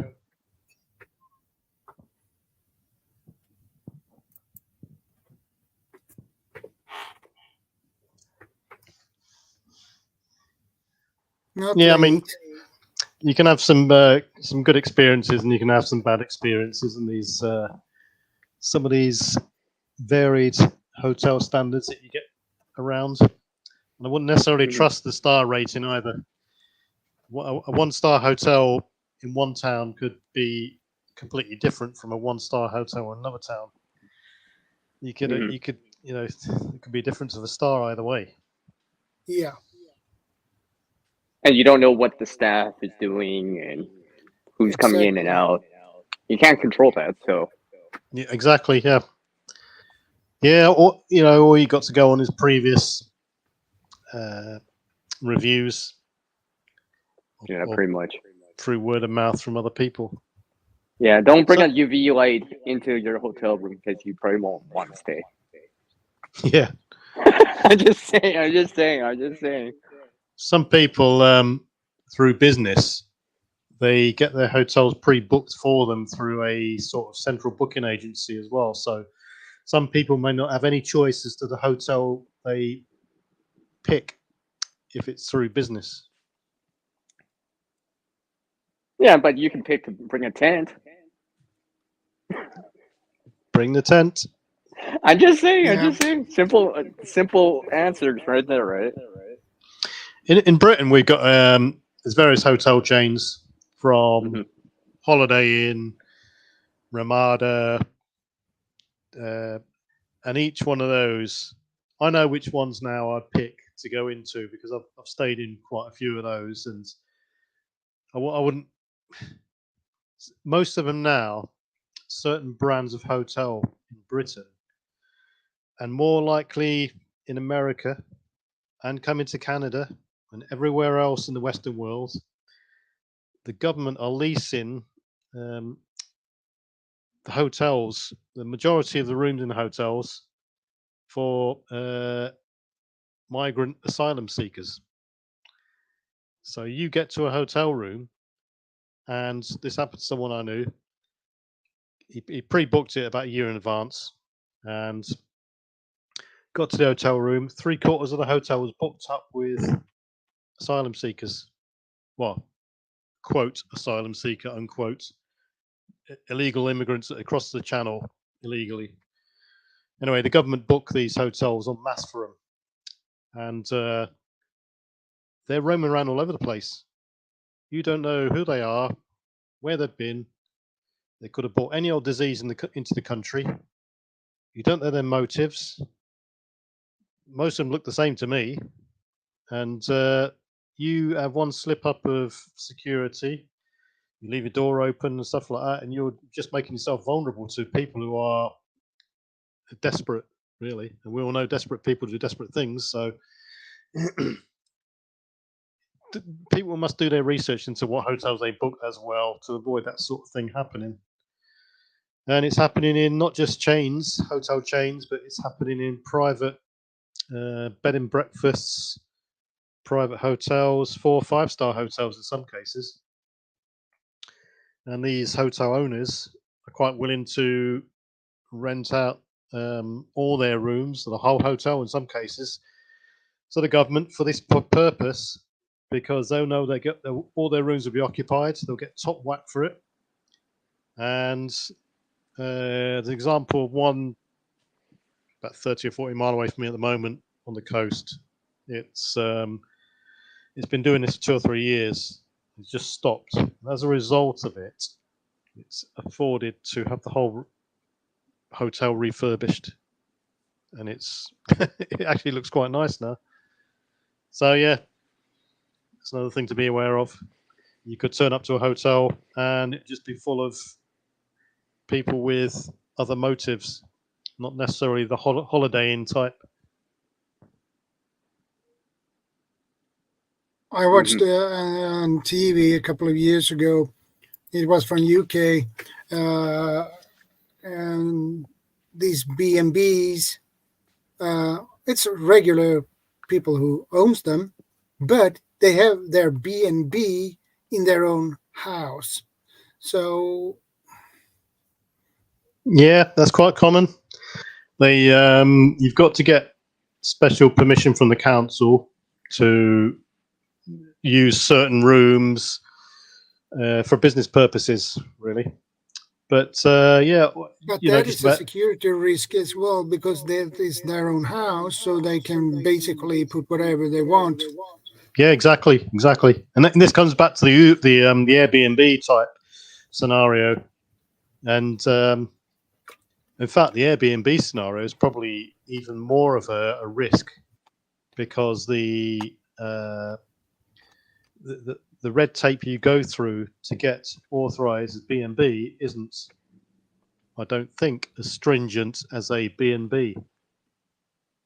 So someone probably correct me on that.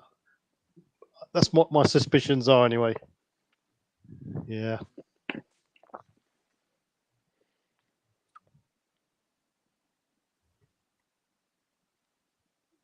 Yeah, you go to any seaside resort in Britain and you'll find these B&Bs or bed and breakfasts, if anyone's not familiar with that term.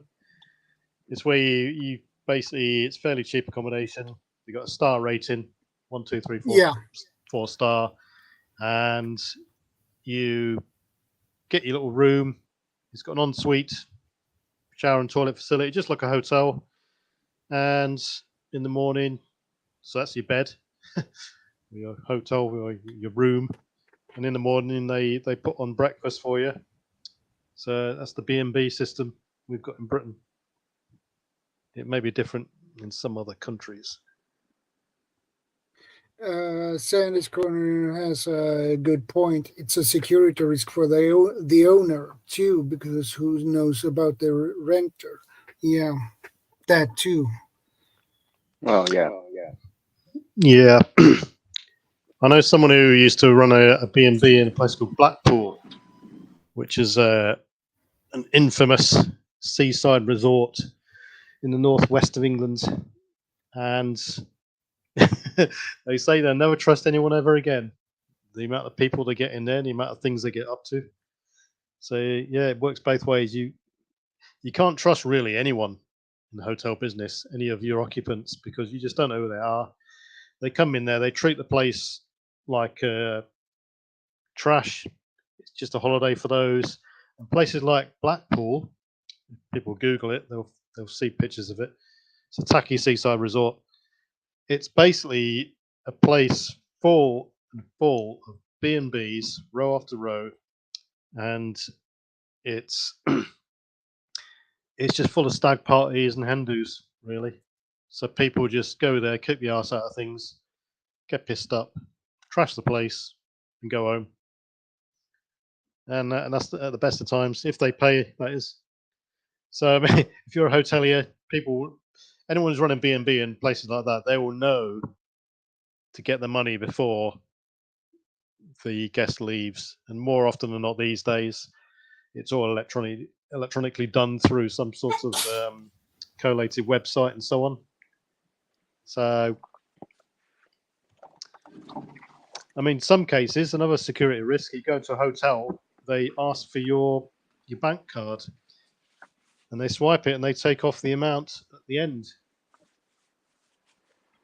And being with a big bunch of lads normally in the army, you go somewhere abroad, and there's always one person who uses the phone to phone home. And the next morning, he gets a massive phone bill because the rates are so high using that phone. So there's loads of hidden costs. Same with No, the golden rule of hotels, especially in places like Vegas, is don't use the minibar. You will regret it. Oh yeah. Exactly. The mini bar at the hotel. Now, that sounds like an experience. It sounds like you Arm told and a from leg. experience. Especially when you wake up 2 or 3 in the morning, you're absolutely gagging for a drink or something or a quick bite to eat, and there isn't anything, and the vending machines down the corridor are not working. You have to dip into the minibar and say you face the consequences the next morning. Yeah, those mini bars are pretty expensive if you are going to take a drink from that. It also brings me on to another subject of transport. If you're in an unfamiliar place, then I would suggest the safest thing to do if you're looking for get a taxi or a cab is to ask the hotel staff to get or organize a taxi for you instead of trying to find one yourself or going out of the hotel and getting one, because you don't know who they are and the reputation of certain companies, and you would hope you'd put a bit more faith into the hotelier or the person at the check-in desk to know which taxi companies are good, which are bad, which charge extortionate rates, which don't, the reputation for those taxi firms, which are going to get you there on time instead of going around the block 3 times and so on. Yeah. I guess you could just be like, hey, what does everyone use around here for a taxi? I need taxi, or say exactly. Like that. Yeah, exactly. Right? Yeah. And I mean, because even you could get into a taxi, you don't know who the driver is. They could be fishing, waiting. Yeah, they can double charge you. Yep, exactly. They could be waiting outside certain hotels. That happened to me once, by the way. Right. I got double charged. Oh, I hated that. It ticked me off. Yeah. But yeah. I got proposition once in Egypt in a taxi. Coming back from one hotel bar, because bars are only in hotels.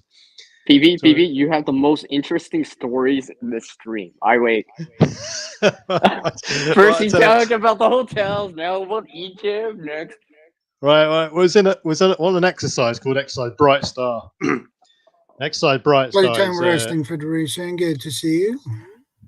Exercise Bright Star is a massive coalition exercise. Americans, British, you get some German, some French on there. Yeah. And the host nation, the Egyptians, are on there.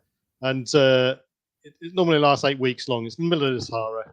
And sort of, it's a sequence of exercises in the desert. Anyway, near enough halfway through, you get 4 or 5 days off. We had 4 days off. So they bus you into Cairo. You get a quick tour of the pyramids and all that sort of stuff. And they take you to a hotel. Of course, the first thing you do is everyone goes out drinking. But you can't drink in normal bars because it's the way the country is. So mainly the bars are in hotels. So we went across this other hotel. I left early on my own. Should have gone with someone else. Jumped into a taxi, and if anyone's been to Egypt, they'll know the taxis are just a white knuckle ride at the best of times, put it that way. So dangerous. So we stopped at this traffic jam, and everyone's beeping their horns, and it's sort of just getting dark. And taxi driver, I was in the front seat. Taxi driver leaned across, put his arm around sort of the back of my chair, and with a sort of deep voice, he goes, "So, you like?" As he put his other hand. Are you serious? That's what he. Yeah. Oh my God. As he put his other hand on his crotch, "You like?" No, bloody well don't like. So, buddy, pushing him out of the way, jumped out the taxi, and did a runner. So just see him running down. It just goes to prove, you just don't know who you're getting in with. If you are going anywhere alone, anywhere in unfamiliar territory, then go in pairs. So there you go. Right? No one's gonna be able to sleep in a hotel. No one's gonna be like taking a taxi anymore because they call Shadow Stream and listen to PV here about the stories. So I'm giving everyone horror stories.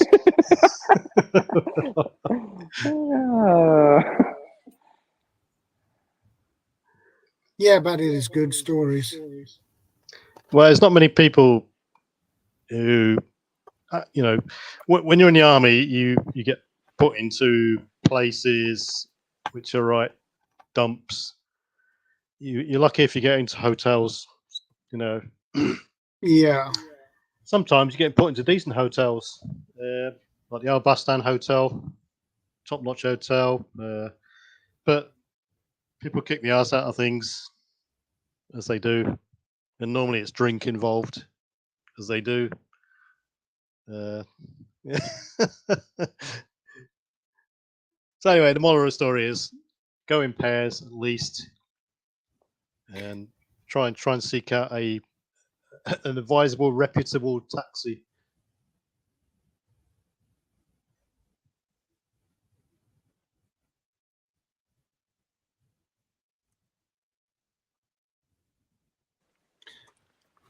Yeah, going in pairs is a good thing. Well, if you took on anything to the younger generation, yeah, go in pairs, right? Yeah. You go to a bar, go in pairs. You go to karaoke, you go drinking, go to a party, go in pairs. Right? Go with people. Go with people, friends you can trust, right? You go together, you leave together, kind of deal. Yeah, we have we have a thing called Shark Watch, where if you take it in turns, and one of you just doesn't drink, and he's with you all night, and he's So sort of a designated driver. Yeah, well, not but not necessarily. His main role is to just keep a watch out for anything, that's anything happening that's not right. Keeps you out of trouble, and at the end of the night, either gets a taxi for everyone, or 2 taxis, or whatever, or drives you all back. And it's just a bit of added security and a bit of a backup, really. And if anything does happen, a fight kicks off, then he's the sober one who can explain it away at the end of the night, or try and get you out of the situation in a better state. Yeah, the person that didn't black out and get drunk and actually knows what they're saying. Yeah, we call it Shark Watch. Vanessa Kitty there, the buddy system. Yeah. Team up and all that sort of stuff. I did that when I was in my 20s. Yeah, makes sense. Makes sense. Yeah. Because, you could, even hotel bars is another favourite. You just don't know who's plying you with drinks, who's spiking you with drinks. They know that you've got your hotel access card in your pocket, probably. Yeah. And it's not always that the stereotypical female male thing, Well, you got the honey trap as well, yeah. So they pump you full of drinks all night until you're sort of semi-conscious, and then take advantage of your belongings after that, or even your data or your documents. You could quite easily get some sort of valuable documents. Your passport, for instance, they could copy that, steal your passport. Some hotels, when you go abroad, they want to take your passport off of you when you check in, as some sort of guarantee that you're not going to do a runner or cause any trouble. That happens quite a lot on the European mainland, definitely. So, warning to people. I think I'll just stay here. Speaking of sparking drinks, it has been pretty common to do that here, even here in Sweden, especially if you're going into a bar or pub or whatever. Yeah, so, play it safe. Don't kick the arse out of it. Don't don't go out and get hammered just because you're away from the wife, or you're with the group of lads, or you're on a football trip or something like that, or you're on a business trip with the blokes or the girls or whatever. Yeah. Play it safe. It's nothing, it's not going to hit your wallet hard at the end of the day. Just buy a couple of beers and stuff. Yeah. You're not going to be opening yourself up the next morning to ridicule because, oh, PV there, yeah, did you see PV last night? It was dancing naked on the tables and stuff, It's just going to come back and embarrass you later on. And this is sounding like The Hangover. The Hangover. It is. Yeah, it is sounding like The Hangover if you think about it. It's the same thing. You won't be. I could tell you another story, but whoa. Right, classic example. Save it for another right? day. Save it another. We need more content later. So you don't want to. Okay. Hangover the next morning is going to just ruin the whole next day, basically. And if you're on a business trip, for instance, you're not going to be paying attention. You're going to fall asleep. You're going to be stinking. It's just not good. So yeah, you've got to play it simple. I mean, if you want to drink, have some fun, but feel like just have a few drinks, get a buzz going, and then just enjoy sleep it off, and all right. Don't need to get drunk, wasted, right? To have fun. Yeah, just the main thing is just don't kick the ass out of things just because you've been let off the leash for a weekend, or you're on the business trip that you've always wanted, and so on. Yeah. Yeah, I mean, Vanessa says, I know too many people have been drugged while out. I care not to be a victim. Yep.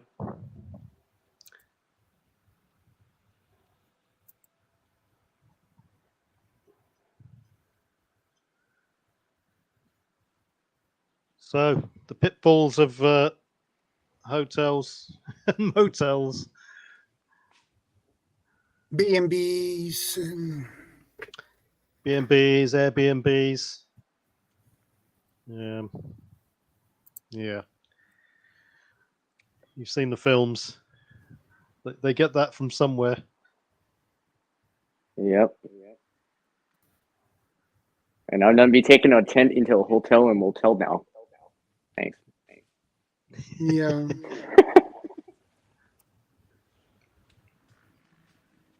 It's a bit of a difficult one if you've already paid for a room somewhere and you turn up and you're just not happy with it because of whatever reason. You feel you've identified some sort of security risk or some sort of vulnerability in the room or whatever. Just complain about it and try and get moved to a different room somewhere else in the hotel. That's probably the easiest option.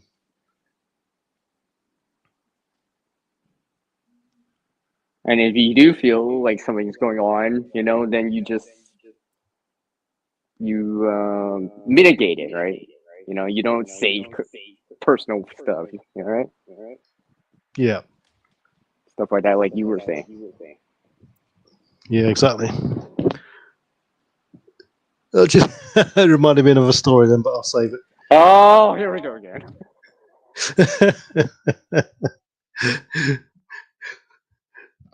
Yeah, I'll tell it.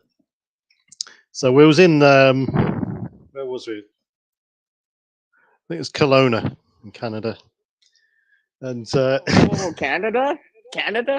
Oh my god! Yeah, now I don't want to go out to Kelowna anymore here. I'll save it then. Well, I left you hanging there. No, I'm just kidding. You can tell it. Anyway, right. So we're in this hotel room. It was a motel in Kelowna, and me and my friend, 2 separate beds. He turned the music up loud. We ordered a pizza. I went to the shower. Hang on a sec, let's get this right. We were absolutely hammered anyway. This is the end of the night. Come back. He turned up the music loud. We ordered a pizza in, got the pizza in. I went into the shower. I come out the shower and here was Sparkoed on the floor next to the door.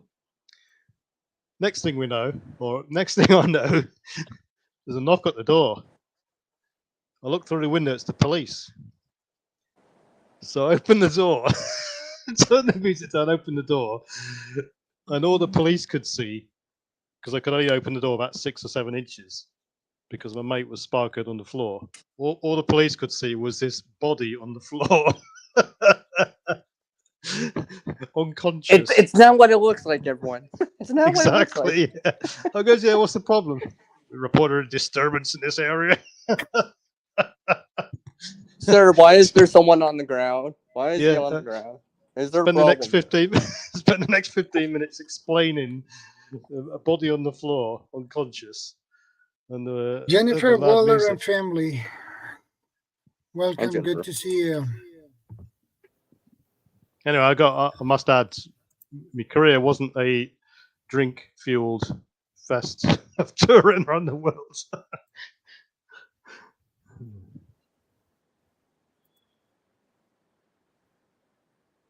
Yeah, that was a good story. You know, preparedness veteran, you should make an autobiography. You know, Yeah, have all these stories exactly. as anecdotes in the book. You'd sell billions. People would be like, "It's the funniest book ever." I did think about I can so relate to it. I did think about doing a new sort of video series called "The Story Behind the Picture," and then explaining the scenario behind the picture and lessons learned and all that sort of stuff. I just haven't got around to it yet. So, yeah, well, I mean, people think back through the years, there's plenty of funny stories people can come out with, and lessons learned and stuff like that. I always say, I always never try and look back and reminisce too much. So I like to look forward, ahead. What's done is done, and all that sort of thing. If you live in the past, you're never going to progress to the future, sort of thing. So I try not to be a nostalgic person, because you just stagnate, if you see what I mean. You're living in yesteryear. So always push ahead. Seek out new things, train ahead, all that sort of stuff.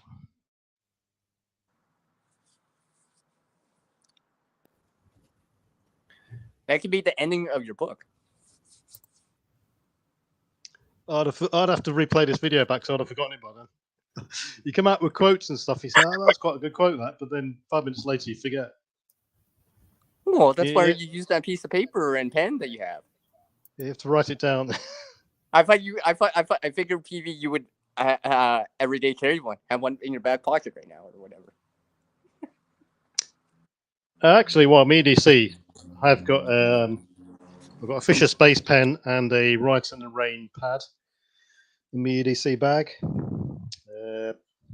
2 CBR and escape masks. First aid kit.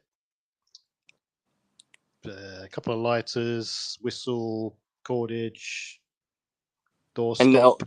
And a lot of these things can help in different situations that we're talking about, I guess. Yeah, I agree. Yeah, exactly. The battery bank. Yeah, power bank. I mean, first thing I do in a hotel room, go in, lock the door, put a door wedge under the door. Oh yeah. You have one in your bag. Yeah, I forgot you have a wedge in your bag. Yeah, that you keep. Yeah. I need to buy one. I don't recommend getting the wooden ones. They don't work as well. I'd recommend getting the rubber ones, or even there's ones you get which sound an alarm when they get depressed in. Yeah. But then again, you're back to changing batteries and stuff like that. The rubber ones are probably the best for all surfaces. Some of them, like the wooden ones, they slip across the carpet if really forced, and in some places you might not actually get it under the gap of the door and so on. Mm-hmm. Yeah.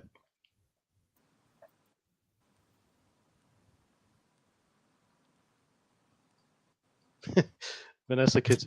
I woke up 3 days later sleeping on a huge boulder in the middle of a river across from where I parked my vehicle. How that happened? Well, I'd like to know what the first words out of your mouth were. That was a good night. Or that was a good weekend. Funny thing is, no one visiting that area ever disturbed me or the vehicle or fishing gear the entire time, nor called the police. You're lucky the river didn't rise or a squatch didn't carry you away. Yeah. In fact, it's not the squatches you got to be worried of, it's the dogmen. I woke up in a tree with a knife from somewhere when I was drunk at 16. I'll never know what actually happened. Yeah. Oops. Yeah. Whoops. How did I get here? Sounds like the start to a film.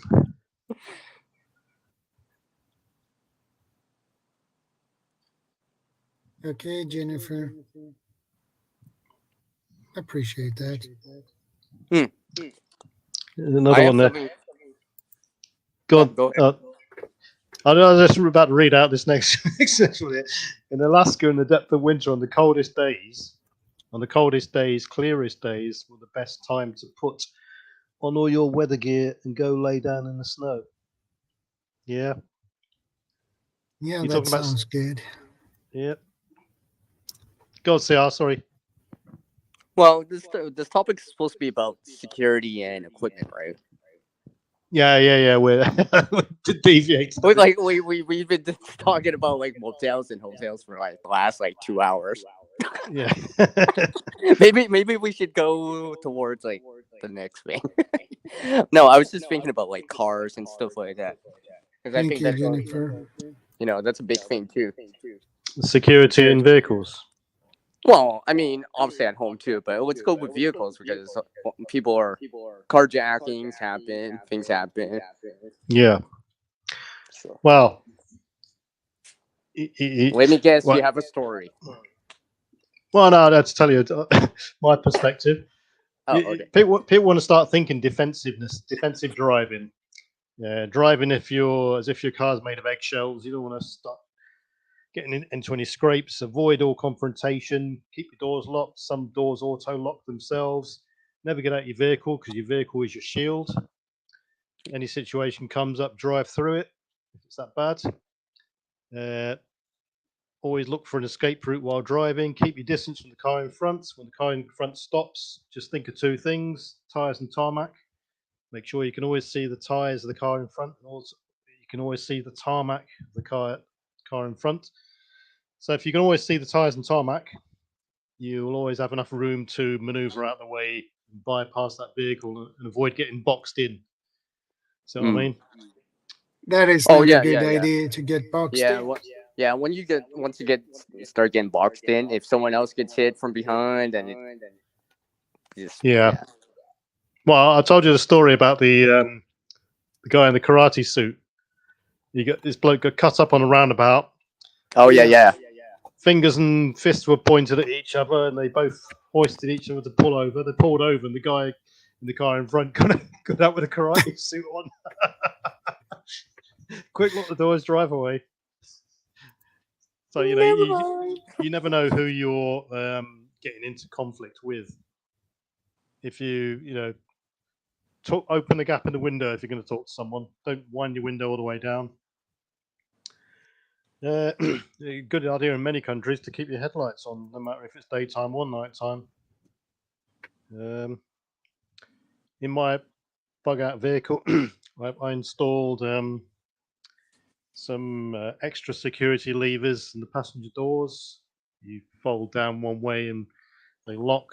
So when you're in the vehicle, it stops you. You know you're in there securely then. Get some extra push-down bolts for the side sliding door, things like that. Tracker for your vehicle if it gets stolen. A big thing now on in the UK, one of the big theft hot methods. Yeah. Is you leave your car in the driveway and people come along in the night and strip it for parts. Take it away and never see them again. So you're left with a a vehicle Shell. on your driveway with no bonnet, wheels are gone, that sort of thing.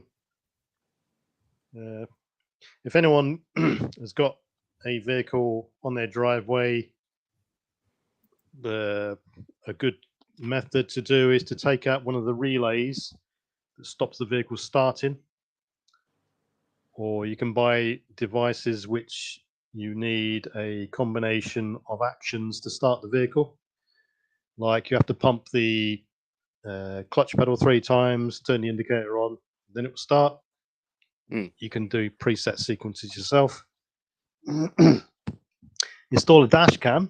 Many dash cams now, not only are they proof of what's going on when you're driving, but when you're parked up, they go into parking mode, so that any sort of it will sense any vibration on the vehicle, and it will also sense some of them. It'll have like a motion camera function, so if anyone moves in front of the vehicle or touches your vehicle and gives it a little shake to try and attempt to break in, it will record it straight away. Obviously, you're only going to capture them if they're in view of the camera, but it'll give you an indication later of what's gone on and when. Vehicle tracking systems, depends how in-depth you want to get. In UK, one favoured method of vehicle theft is vehicles like Land Rovers, Audis, high-end vehicles, expensive VW models, the high-end model of vehicles. They won't break into the vehicle. What they'll do is they'll just come into your gang of 4 or 5 people will come to your front door, smash it open with a sledgehammer, come in, and all they're after are the keys. They'll get the keys and take your vehicle.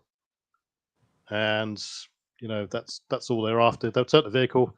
You'll never see it again. It will be quickly whipped across to the continent, mainland Europe, stripped down for parts, and be untraceable. Dude, where's my car? It's all in Exactly. pieces over here. It's over here. It's in South America now. Yep. Well, so in some cases, they'll, if they're targeting your vehicle specifically because it's attractable, they'll follow you back. As soon as you're out the car, they'll overwhelm you or threaten you. Oh, and carjacking. Just take your car. Yeah. Yeah, carjacking. Those things still happen. Yeah. Or so if, it comes back to awareness again, right? Knowing where you're parking and taking a look. Yeah. Yep. Yeah. If you're if you got a garage, one of those automatic garage doors, a powered garage door, there's a device on those which, when the power fails, you can still open the garage door quite easy, and it's normally a little pull cord in the middle. A favorite routine is to use a piece of wire through an open gap, or if you've got windows in your garage door, they'll break those. And all you got to do is pull that cord, and the whole garage door will open effortlessly, and they'll just gain access that way. So, I mean, you're talking about home security and building security now. Yeah. It's multiple options there. Cameras, trigger alarms, driveway wedges. alarms, door alarms. Also, all sorts of stuff. The wedges and like sliding doors and stuff like that. I know a lot of people do that. Yeah. Especially on like 4 suites that are on ground floor. Yeah. Yeah, that's it.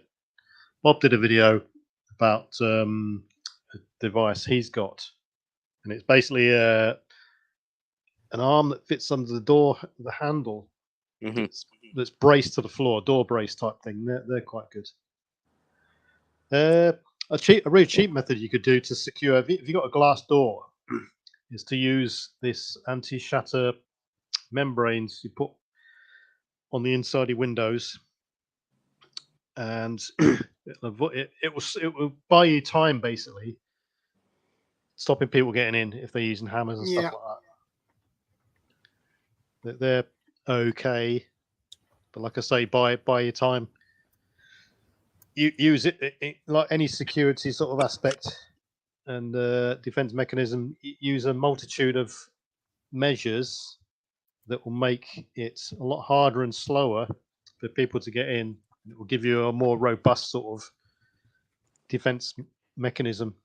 So if you're talking about a front door, door braces, you put a door wedge there, door chain, film on the glass, deadbolts, cameras, the whole suite sensor of lights, right? Yeah, lights. That's a key one as well. So I missed that one. Yeah. So and just make your house less attractable than the next door's house. Yeah. Go over 'Cause there. It's easier over there. Yeah, and I've known someone in a village nearby that the burglar wanted something in his garage, and they cut a hole into his garage roof and went in through the roof. So these people know no limits as to their methods of getting in places.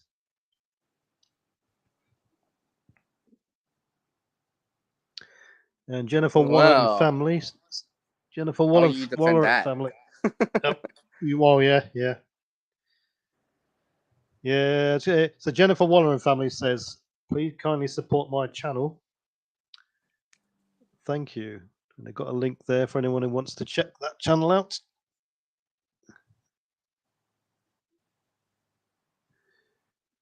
Occam's razor.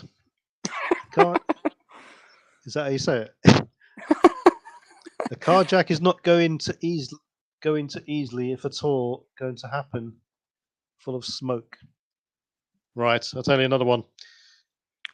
A fire extinguisher is a good defensive option if it is readily at hand, in my opinion.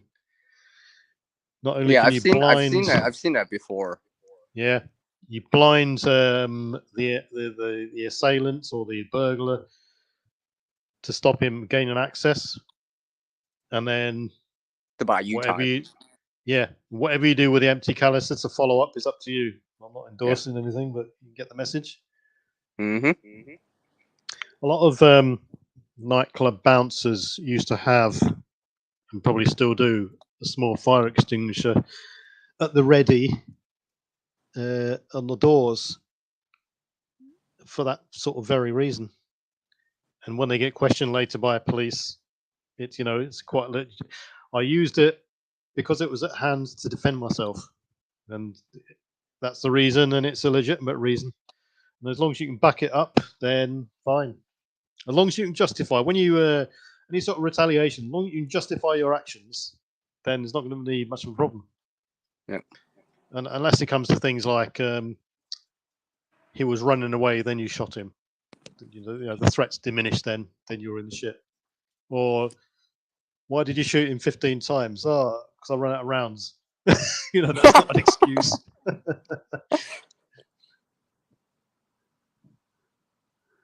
Yeah. I'm not choosing a fire extinguisher on a carjacking. I tied work. These peeps are using firearms to intimidate. Yeah. Wow. I mean, double-edged sword, really. If you're using something like a fire extinguisher or pepper spray or anything like that in a small confined area, then you're going to get it just as bad as the person you're directing it at as well. Yeah. You know what this reminds me of? When people are actually removing, let's say, at an ATM on the outside, like a drive-through ATM for banking. Yeah. I know people do that, right? Daytime, do it during the day.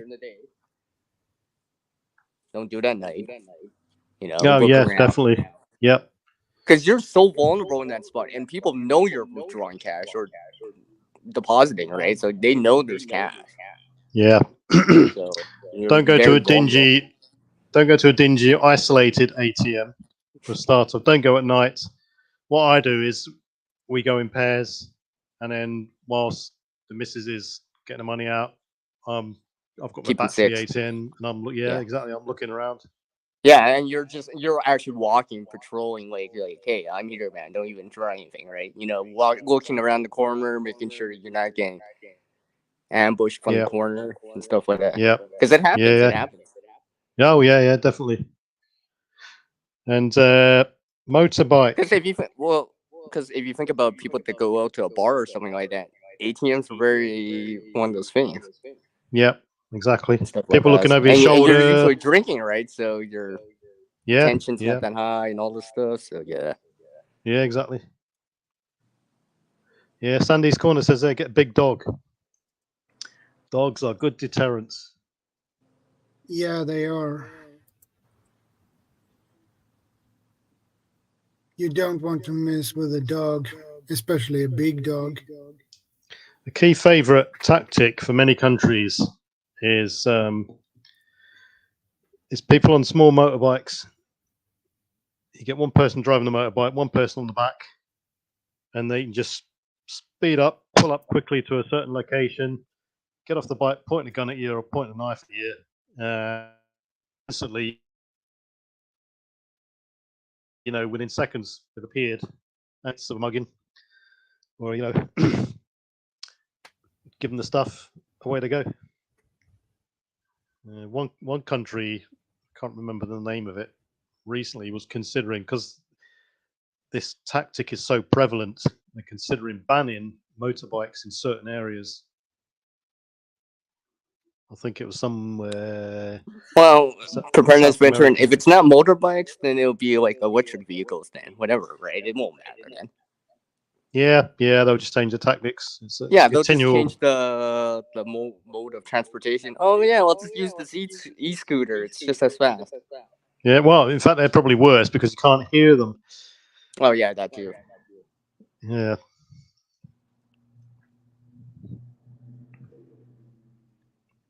I don't like these e-scooters because they are so quiet. Yeah. That's really annoying. They're powerful too. Yeah. Some of them can shift. Yeah. I know that they're supposed to be restricted. I mean, even those electric scooters can shift. Yeah, you'll struggle to catch one of those at full speed if you're running after it. So, I'll give it 5 minutes, then I'm going to have to cut and shoot off. Yeah, no problem.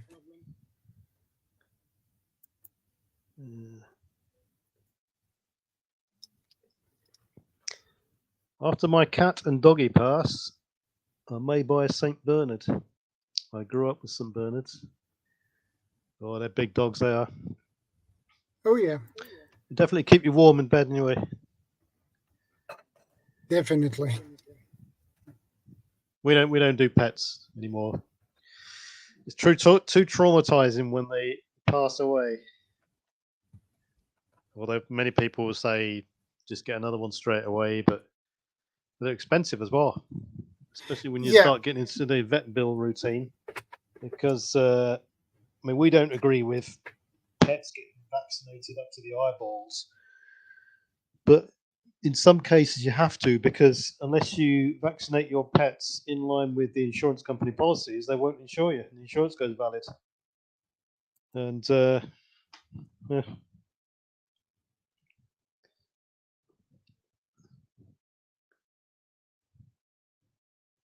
Yeah, a good dog is not cheap. They are expensive. If you want to get a pet that lasts a long time with minimal minimal maintenance, get a parrot. They live for about 25 years, those buggers. Yeah. Problem with parrots is they need a lot of attention. And it's not really fair to keep them in a cage and stuff like that. Unless you've got a big area and so on, then fine. But yeah. Yeah, parrots need a lot of attention. Yeah, Vanessa's going to feel this soon. My doggy is now dying of heart disease. My cat is 25 years old. That's old for a cat. That is very old for a cat. Yeah. And of course, they're like, they're not pets really. They're like one of your kids.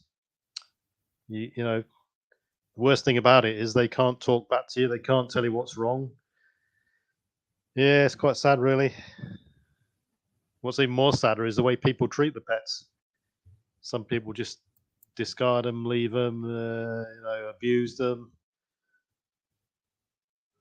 Lissalot Jepson says, get a turtle. Yeah. But what? A guard turtle? It won't run away, put it that way. Well, if Or it a does, watch you can turtle? catch it. A lot of those, a lot of turtles were Fish. turtles and terrapins. They were a big craze years ago in Britain, and a lot of people discarded them and threw them into the canals. And now you've Yeah. got canals with turtles and terrapins living in them.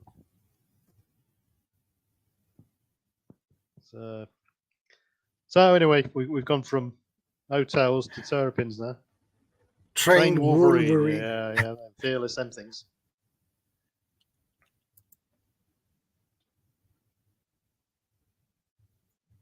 Yeah, that's even harder. What that is when your pets have been with you most of your life and you accept the years in the United States Air Force. Yep. Yeah.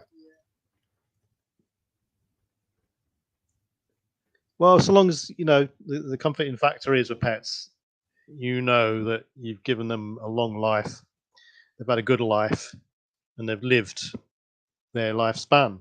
If that's the case, Yeah. then fine. You expect them to live their term, and they'll go, and you'll have comfort with that sort of thing. But it's when they get other ailments, they die before their time, which is the worst bit. So, right, folks, that's me for tonight. Yeah. And Well, we enjoyed your stories, Preparedness Veteran. Yeah, we did. Really I'm fun. pretty sure I don't remember all these stories. Some of them I want to forget. Just saying. You like? Well, no worries. I'll plenty more that came from. Don't ever do that again. That was so scary. You like? I get. So yeah, Guinea pigs I have had each lived 7 years. My vet was amazed they each lived that length. Yeah, I bet he was. Yes, yeah, we're off to sunflower field on Monday. Oh yeah. I almost forgot about that. Yeah, you were saying about. I'll do a quick video, right? Yeah, I'll do a quick short on that. The panorama All right. stuff like that. I'll make sure I. What you do is you pay £5 each, and you're allowed to do just wander around, take whatever photo you like, and stuff like that. You're allowed half an hour. I mean, that's probably too much, and you're allowed to come out with 3 each. So, it's a bit of a bonus, I suppose, but something different anyway on a nice sunny day. If it's sunny, we haven't had a decent summer here yet this year, so any sunshine is welcome at the moment. So anyway, all right, take care, man. I'll catch you later, Shadow. All right, PB. Yeah. Have a good one. Catch you later. Yeah. See you later. Anyone in the audience, then good luck to you all. Have a good one.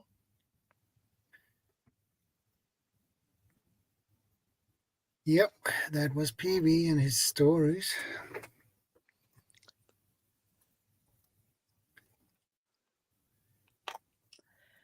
Yep, him and the stories. Yeah. What was our topic again? I forgot. No. Security and equipment. Yeah. Right. Yeah. Security and equipment. Or yeah. Equipment. Yeah. Equipment. Yeah.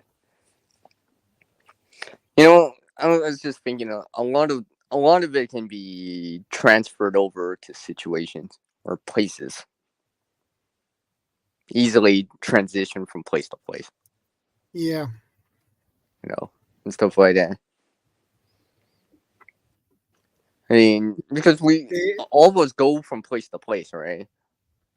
From a room outside to a vehicle, or from apartment to an open lobby, or a public area, then to a vehicle, or from a home to like a garage or underground parkade or parking lot and such, right? So Yeah. things can happen in between. Yeah, exactly. Actually, the other thing is for people that actually take like, actually, one of the things lately I've noticed, especially here in Canada, is security. Well, I'm gonna say safety, but really it is security because is during in public areas, especially like here in Canada lately. It hasn't been in the news as much lately, but there's been issues with places with public transportation, trains, buses, along the lines of that. So, I guess you could stretch it to that because Yeah. it is a security thing, right? Because you gotta watch your back. I mean, unfortunately, some people didn't make it, and some people get injured, and I You mean, got like a if you think about question. it. Oh, okay. Do Yeah. you also have a channel? Yeah.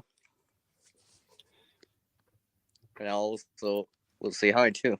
But yeah, you know what I mean, Shadow. Like, if you think about it, like, what's the difference between getting carjacked or getting robbed at an ATM or whatever compared to Yeah. on a subway or on a train or something like that? And it does happen. Y- I know it Yeah, does. it happened.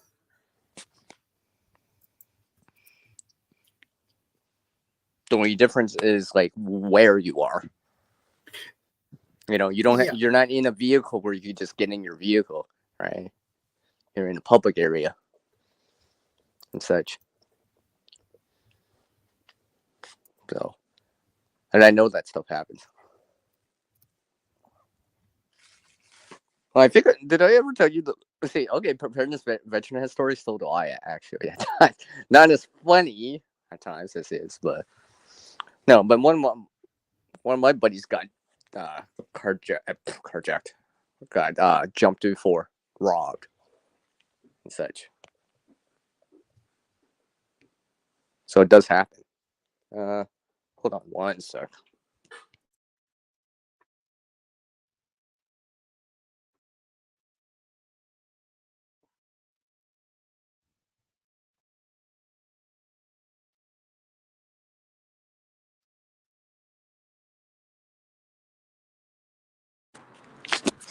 Yeah. So like because that happened to one of my friends. No spatial awareness. Got jumped in a darker place, Yeah. waiting. Right. My friend's like, they came out of this alley out of nowhere. I didn't see them coming. I'm like, did you have your headphones in? Yes. Okay, Sandy, take care. Stay safe. Thanks for Take care, stopping Sandy. by. I appreciate that. Yeah, but you know what I mean, Shadow? Like, Hey, it comes Nana, back. good to see you. Hi. You know what I mean about like that spatial awareness watching your six, right? Yeah. Especially unaware of, because a situation like that could have been prevented. For example, right? Like people will be like, "Oh, they should be putting more lights in that one area." Well, you know what? Sometimes lights go out or whatever, right? You can't always depend on the lights, right? Sometimes you got to depend on your own common sense, spatial Yeah. awareness, watching your own six, right? Being Yeah. aware of your Exactly. surroundings. Yeah, because that's how That you means. don't get burned, right? Yeah, that means you don't have your ears blocked by headphones or anything else. At least be able to hear something, Tommy. Spatial awareness is taking a look, right? Not just on your phone and stuff like that, right? Yeah, don't Because have your instead of sitting headphones. sitting down, because it was like a spring summertime evening, right? I'm like, well, I didn't say it to them, obviously, right? But I was just thinking, you could have stood outside instead of sitting Yeah, down, right? Right, and just waited and just took to look, because I bet you anything, if he saw it coming, the person who tried to like mug them, right, or would have probably had second thoughts, right? Because now you don't get that. They don't get that.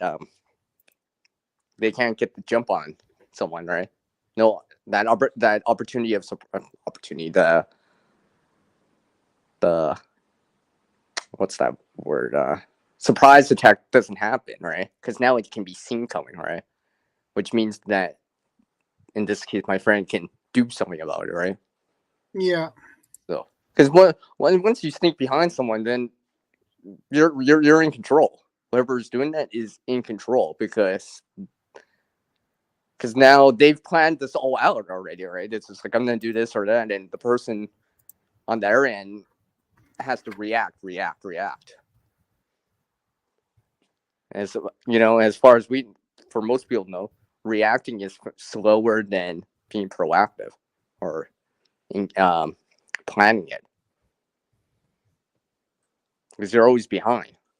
Because you're always, who's this? I don't know who this is, right? Yeah. For someone that's actually committing it, they thought this through enough, right? They've seen this. They had 5 seconds, 10 seconds, 2 minutes to think about this. Yeah. And that is not much time. Yeah, right? Because, like I said, my friend was reacting, right? Like, don't get me wrong, my friend said, "Oh, I fought back" and all that stuff, right? But the hassle of it, all right? Because it comes back to spatial awareness again, right? Like, Yeah, security exactly. is usually about spatial awareness, being aware of what is our surroundings. Like, I know we were talking about the hotel thing, all that stuff, right? That's there, right? But things happen everywhere else too, right? Especially people getting jumped at that. We all know that happens in every single country, every single place, pretty much, right? Every single country, it happens. No country's immune to anything like that. Yeah. Usually it's that, opportunity, I need the money kind of thing, right? And they see a potential victim that they can, rob or whatever, right? Okay, Vanessa, no problem. All right, Vanessa. But yeah, because this is one of those. See, this is why ever since my friend told me that, I'm like, yeah, I I appreciate that, got. Manny.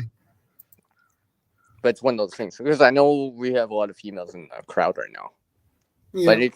But this happened to my male friend. So things happen. It shouldn't even matter. Just because you're male or whatever, things can still happen. Yeah. Don't assume just because you're male and tall and built and tough, right? Yeah, you might have a slight advantage over someone that's small or whatever doing it, but you know what I mean? All it takes is, but they came with backup. There's 2, 3, right? If you're outnumbered on multiple fronts, yeah, it's hard. Yeah, that is. It's very, very, very difficult. At least without. It is. I mean, especially without training. Even with training, multiple angles. I mean, like, if you think about it, right? I mean, like, yeah.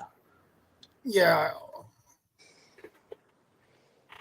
Especially if it's multiple threats, you need to keep an eye on all of them at the same time. And exactly. That's why I'm just like, ever since and the thing is, I was just thinking to myself, hold on, I gotta plug in my phone. Hold on to that thought. Let me put on my headset. I was charging my headset. Give me a sec. Yeah.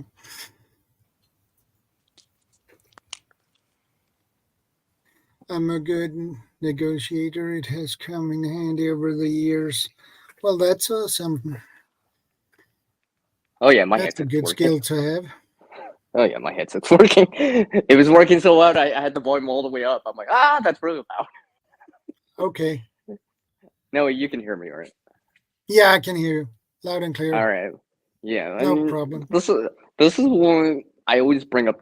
Well, Shadow, I always bring up these real world examples of things that actually happen because it can happen to any one of us, people we love and care about. You, me, your wife, etc., Yeah, etc. Right? You know, because these things have happened, which means that they'll probably will happen, can happen again. yeah, It's not a matter of if; it's just a matter of when, right? exactly. You present an opportunity to someone, right? That's one like what they say. Try to make yourself a hard target, right? Because people, if you think about it, people are probably analyzing and looking for that easy score, easy opportunity, easy score. I can get away with Yeah, this in 5 seconds.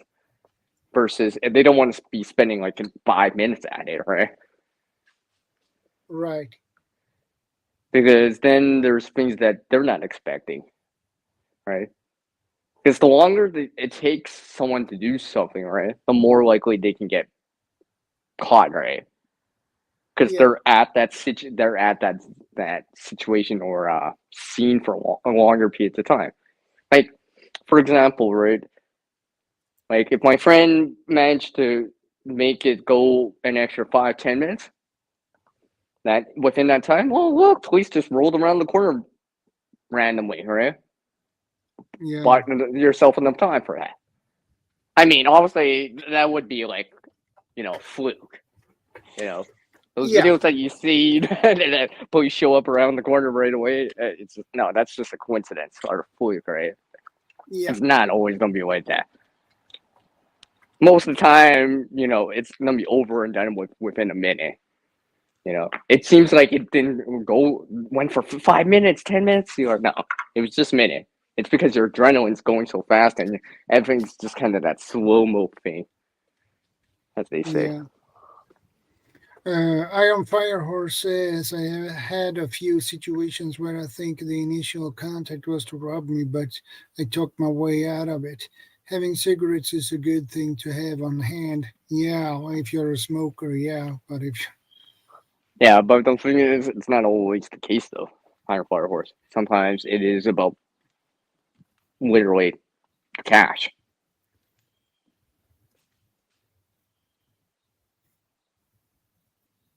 Because I yeah, know with my friend, it was about that, right?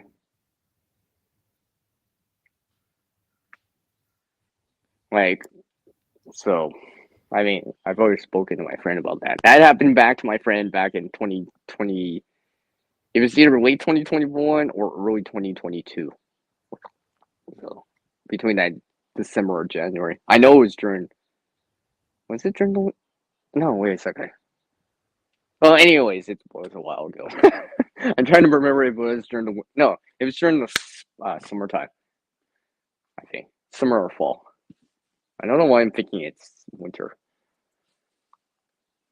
So, yeah, just something to keep in mind.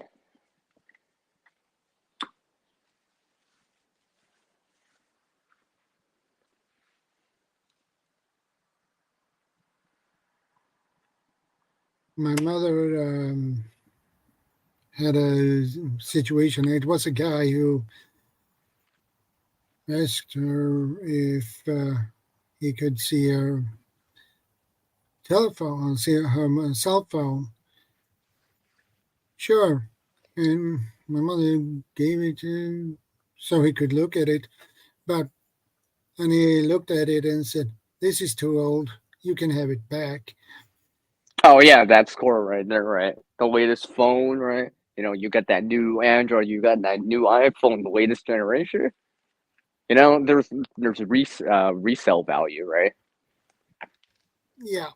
Even for So parts, right? probably, so Even probably he that dude trying to wanted pawn it probably off, to take the phone and pawn it off at a pawn shop, sell yeah, it, probably. exchange it, right? Barter it for something. And we know that happened. If Yeah. you didn't know that happens, then you're kind of right. We'll look at go see some of these places or and stuff, right? The word Yeah. on the street, right? If you didn't know people did that,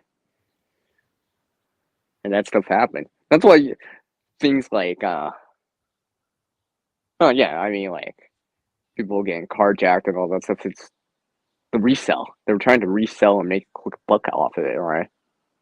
Yeah. You know, a fast, the easy score that they're trying to get, whatever it is, right? And remember, these people can be male or female. Could be anyone. Yeah, exactly. If you think it can be anyone, you can't stereotype, or you can't make it Thank you. a stereotypical view of, oh, it's a male. No, it's not always the case. Yeah. Sometimes it's groups, people. All right, and it could be from any nationality. Really, I know it can be. It's just the way it is. Yeah. It's not always that stereotypical nationality that we might think of in our area.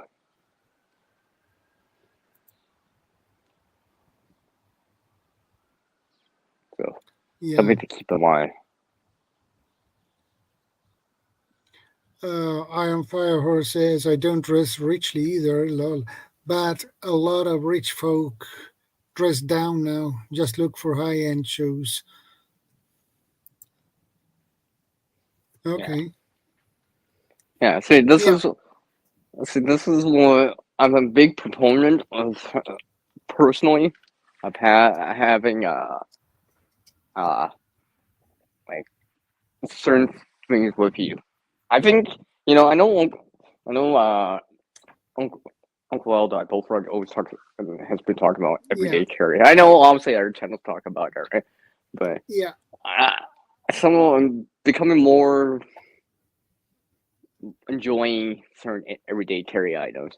Well, like I've said to Uncle Al in one of his videos, like it gives you more to work with Yeah. in a different situation, right? Yeah, exactly. Like I'm thinking like a flashlight. Like I know, okay, you got your phone or whatever, right? But there's certain little things that a flashlight can do better, or more specifically, better than a flashlight phone can. Yeah. Right. Yeah, a regular flashlight can do a lot more than the flashlight you have on your phone, because you have more options on a, let's say, a tactical flashlight. You have more options. Yeah, exactly.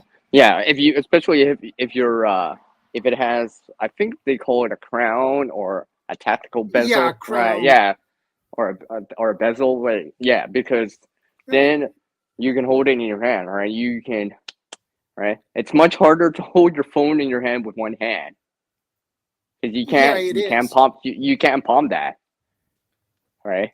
Yeah, a phone in this size, well, you can hold it in one hand, but it's not comfortable. Yeah, I rather be holding like a flashlight in my hand and stuff like that, right? And another thing is, you could, instead of showing, oh, they might be like, oh, because people might think, oh, they're using their phone, they must have it in their hands, right? But secretly, it's actually a flashlight, but your phone's deep in your pocket. So now they realize, oh, the phone's not in their hands; they have a flashlight in their hands instead, right? That kind of thing. Because nowadays, everyone, yeah, go ahead. Iron Fire Horror says, I would like one of those bigger flashlights for blinding and bashing. Yeah. Maybe not necessarily for blinding. Because, I mean, like, if you think, look at people that go to, like, parties and raves and stuff like that, some of these people are so used to that. Not everyone is, like, annoyed by flashing lights. Yeah. You know what I mean? Yeah. Like I used to go to places like this, so strobe lights never really affect me, right? I'll be like, whatever, right? So, and if you think about someone that's hyped up on something, it might not actually work the way you want it to, right? Because that's an assumption, right? You're assuming that's gonna work. Exactly. However, like, having a bezel and, something along the lines of that, that'll probably help a lot more.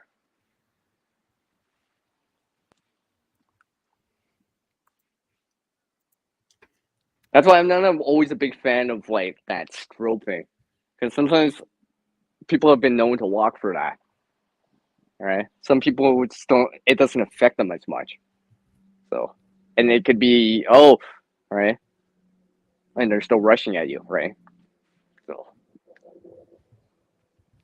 but I'm more. It's more for me to like, hey, I'm about to turn a corner that I can't see, like an alley, right?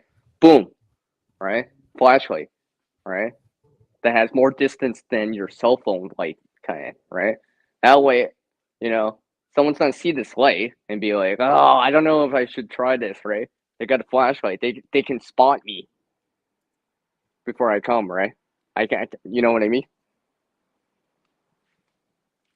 Yeah, I know. I know, right? Because if you think about it, someone's trying to get the jump on you, probably, right? They're trying to these people, whoever it is trying to ambush. They're trying to get the jump on you, right? Yeah, right. Like let's say like an alley or something like that in the darkest place, and they're just waiting for that metaphoric next victim, right? But if the next one is you and you have a flashlight and you're like let's say you could call it they want to have higher grounds because they have better chance. Yeah, like because if you think you could call it higher grounds because it's easier to explain it. Yeah. I know what you mean. Because it gives them an advantage. Yeah, and they're looking for that advantage. Remember, in terms of it's just like making yourself a hard target, so you have your ground's a little bit higher than other people's ground, right? So they have to climb that high ground a lot higher, well, a lot more, as a metaphor, right? Because a lot of these things that happen is because of lack of spatial awareness, right? Yeah. These not all of them, but some of these things can be avoided or evaded or mitigated a lot more or reduced in, likelihood, right?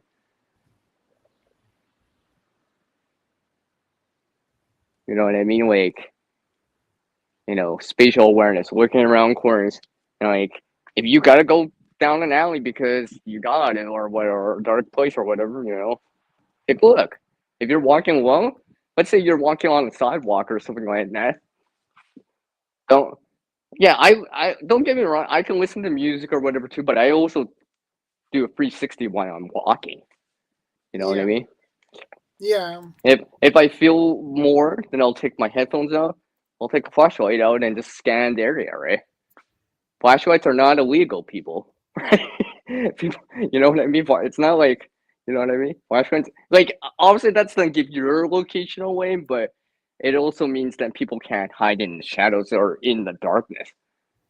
Yeah, waiting exactly. to jump you around a tree or a place that's in the dark, right? That you can't see because the headlights or the street lamps aren't in that area, right? Let's just say a park, a trail, right? People people walk home from bars, events, or whatever, right? Oh, I can't drive, right? I don't want to drink and drive, right? So you decide to get some air, walk it off, right? Yeah, exactly. You're vulnerable in that spot, right? Yeah. Because if you think about it, someone might be like, look at this, someone just hit the bar. Kind of deal, right? And stuff like that. That's why I always say, always watch your back. Always watch your six. Always take a look behind you, right? Because at least if you see it coming, it gives you a little bit extra time. A little bit more lead time, right? Versus if someone ambushes you directly from the back. Because then you're just reacting to it.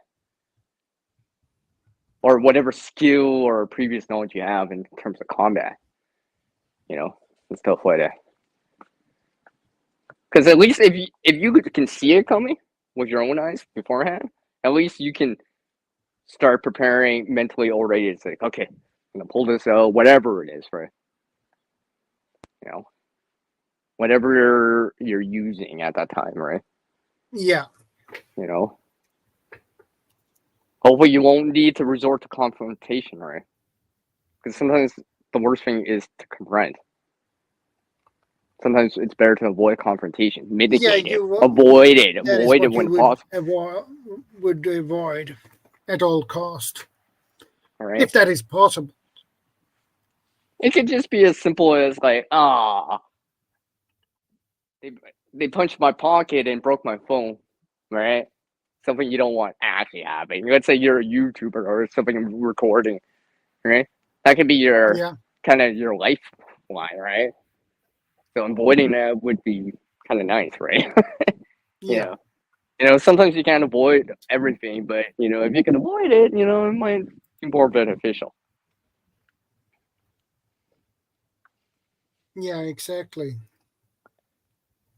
But one of the things why I started carrying a flashlight a lot more is because I'm walking at night and stuff like that. Just take a look, right? It'd be like, and usually most of the time there's no one there or anyone there, right? I did see Yeah, someone. exactly. I did. There was this one time was walking.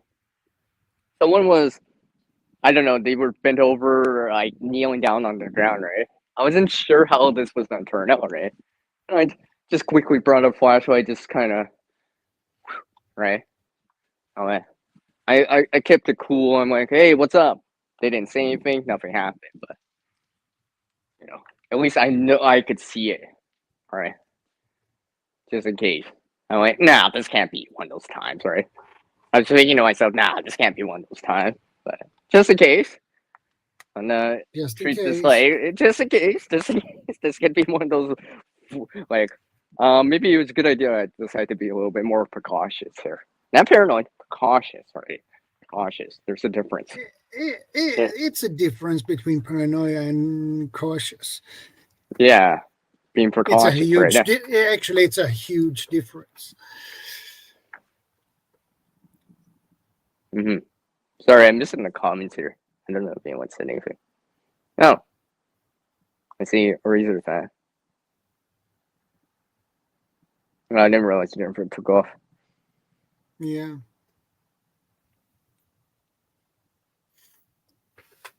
Oh, for when you're out camping, Iron Farmers, okay. Sorry, I'm just catching back up on the chat real quick. Yeah, you need to. Yeah, there's a huge difference. I mean, like, it's not like I didn't see anyone at all. Then I'm being like, that's probably being paranoid. But I actually did see someone this time. I had no idea. The Or anyway, interesting I thing mean, here. because I think they were just pulling something out of their backpack, or whatever. But how do I know they're not pulling something else out? All right, because I just saw them walking and they stopped. You know what I mean? Yeah. Like I know that happens all the time, but like I even do that too. But I also I'm looking at the people and being like, "Hi," they actually hear me saying something. It's not like, Yeah. all right, so Here's the thing. yep. If we are talking about paranoia, Wow, I mean, the human race in general are paranoid. Are well, paranoid okay, by nature, and why? Because we can't try. That is uncertainty. yeah. I never. It's All right.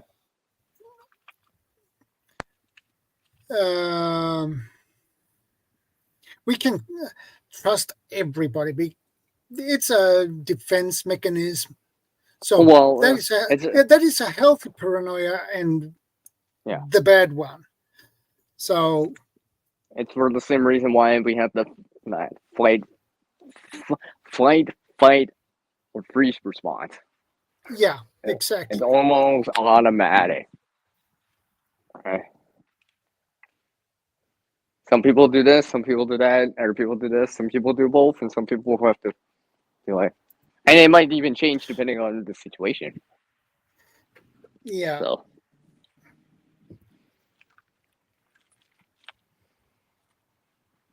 Yeah, so well, yeah, because I've seen, like I said, I've seen it happen. That's or even heard about from my friends and stuff like that. Right, and so I'm Yeah. just like, yeah, and this is why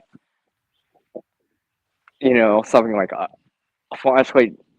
I like it as an everyday carry item, personally for me. I know some people really don't, but I just kind of like it. It just, I mean, among some other things, right?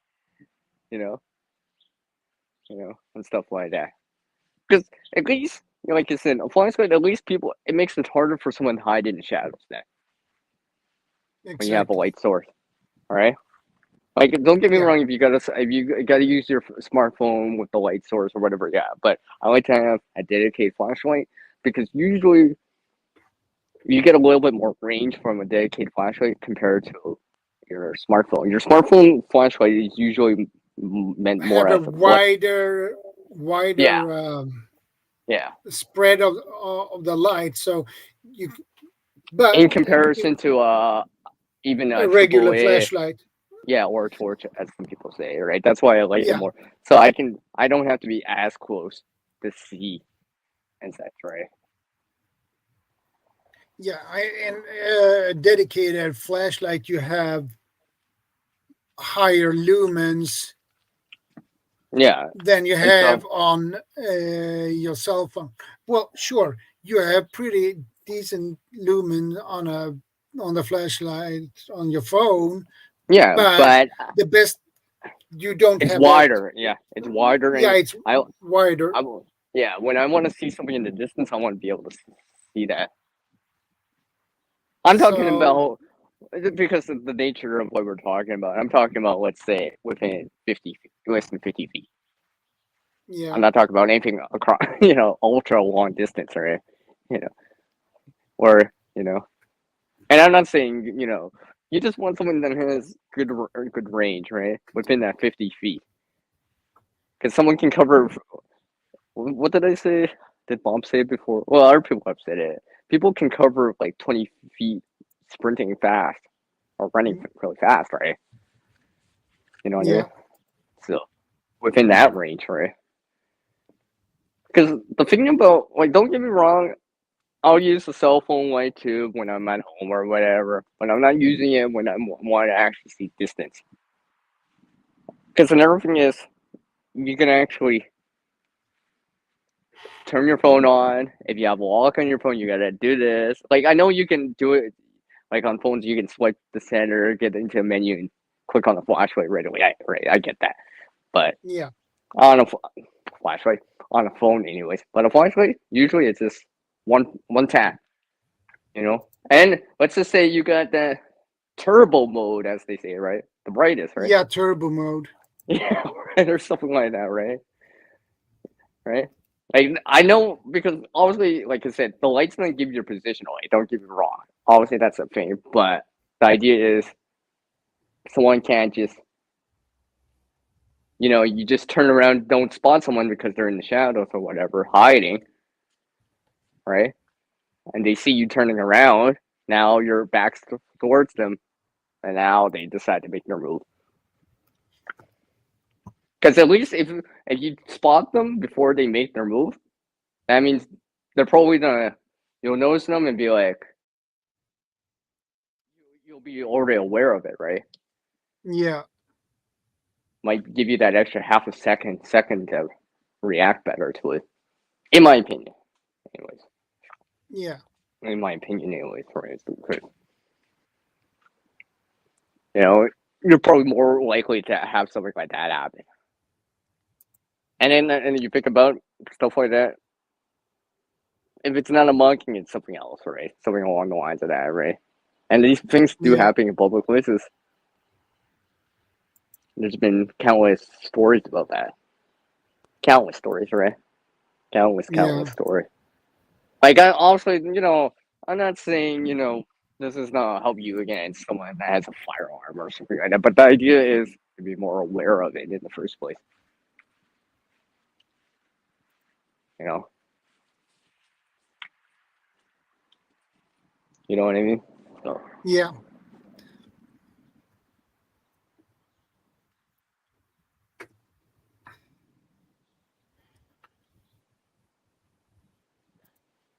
Okay, Shadow, this is where you start talking again. Yeah. I've been talking. I've been talking for like the last like half an hour about this. I'm just like, I need to catch my breath here. Yeah, no problem. I need to catch my breath here. Well, you can get a pretty good flashlight, and that are really small, but have the lumens. The brightness, anyways, where you can Yeah. see that distance. Yeah, exactly. And that is a pocket-sized flashlight, basically. They are real small, but it has the reach on long distance too, so that's good.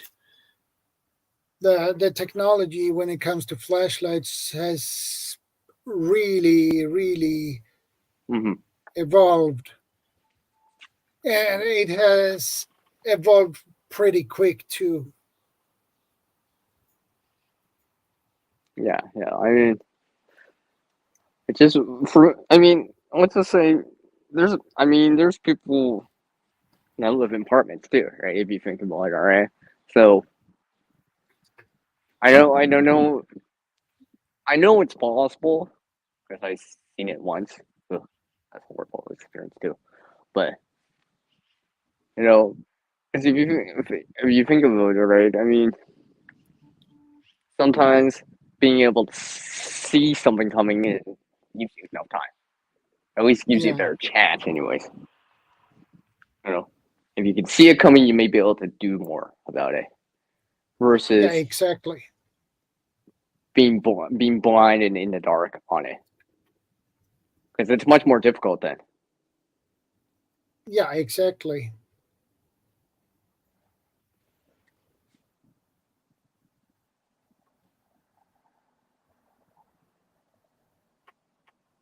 Thanks, Fire Horse. No, I'm not getting winded. It's just my excuse to make sure. Olight is a good brand, but those flashlights are really expensive. I think the idea is like a good quality flashlight that you can actually get some distance. Let's say 50 feet. Yeah. So you can actually see some. It could be as simple as helping someone. You could be helping someone else out with it, right? You could be across the street from something happening, right? And you just draw attention to it more, and something that you can't do with your cell phone, just because it doesn't have the distance, right? Exactly. Right, and people start to see that, right? It's like, what's going on over there, right? Because, like I said, people do notice light sources around, right? Yeah, exactly. People know that. Everyone knows that, and there's lights on a phone or whatever, right? People might think you're doing a selfie, but if it's all random and chaotic and just like, and they're shouting, people will be like, "Is there something going on over there?" You know what I mean? Yeah, I know. So it might actually help you in terms of the security, but hey, I couldn't prevent it from happening, but someone's gonna help me here. Like they see, right? Because instead of just hearing something, right, or way in the distance, in the dark, right, they can actually see this random sporadic movements of flashlight light sources going around, and it's like, and obviously like swearing and all this other stuff, right? It's like, is someone getting jumped over there, all right? And they may intervene and help you out, all right? Yeah, exactly. And that just stand by, right? Because then you start to draw attention to that situation. So, because like I said, a lot of people don't want to be in that confrontation, be doing the AK mugging or whatever longer than it takes, right? they're trying to get that quick score, right? So they want to be in and out, doing it as fast as possible. The longer it takes, the more likely they get busted or unforeseen variables, right? You know what I mean? Yeah. Because if you make the confrontation last for like 5-10 minutes, oh, look at that, police just rolled around the corner randomly because you bought enough time. I mean, it doesn't Yeah. always happen like that, but obviously, you know, sometimes it's not always that's easy or that simple, but it's to buy time for yourself. Because it'll, you know, in preparedness, it's about lead time, right? Preparedness is about being proactive, Yeah. as in prepare, right? So doing stuff beforehand, right? Buying you the time beforehand. That's much more time, right? Because the more lead Yeah. time you have, you generally have a better chance. Because then you can act. You get a little half a second more to react, right? Because Yeah. when you got no Exactly. lead time, no, right? Basically, you're I just totally reacting. agree. You're just reacting, and when you're reacting, sometimes things go out the window. Right? Like sometimes common sense goes out the window. Sometimes your judgment goes out the window, right? Because you're just reacting instead of uh, having a plan, I guess. Yeah. Yeah. I agree. I agree with you. Yeah. Um, Yeah, I mean, so this is why, like I said, I'm, you know, watching to me has just been, I just know it's been one of those things that, yeah, as an everyday carry item, you know. Have you ever done the stream on the everyday carry items, EDC?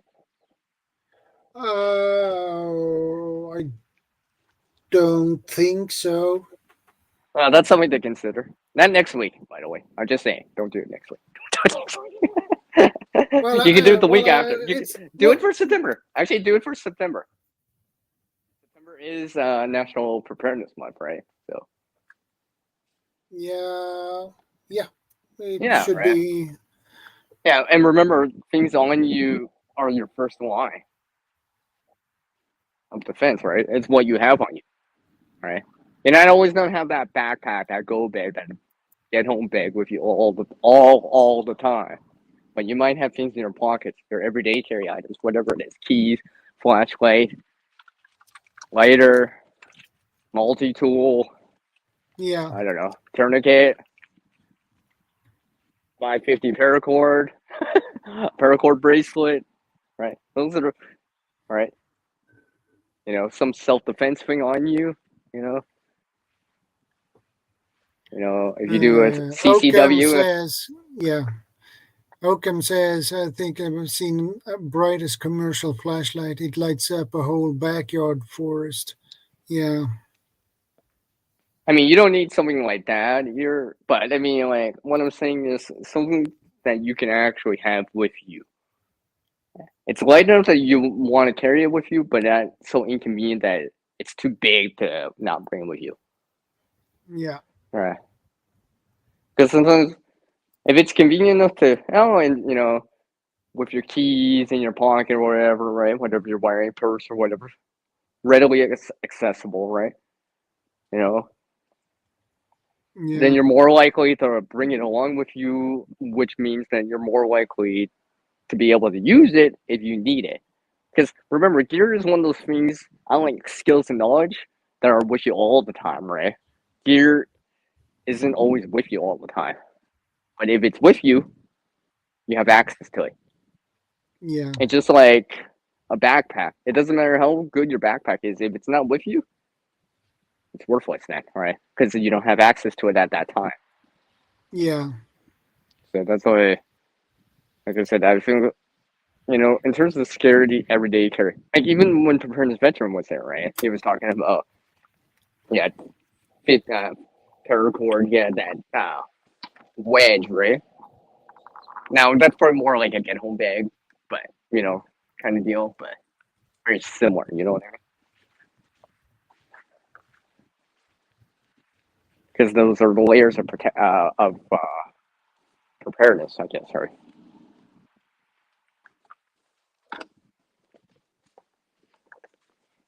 Just like how preparedness Victor was saying, these layers of defense or protection, right? I guess. Yeah. Like locking your door, wedges, etc., right? Because Yeah, then you go, exactly. then you can just relax. And, it's like, I think I covered my bases on it. I did what I could. Right? If something happens now, then okay, but at least I know I did something about it beforehand. I won't have any regrets, right?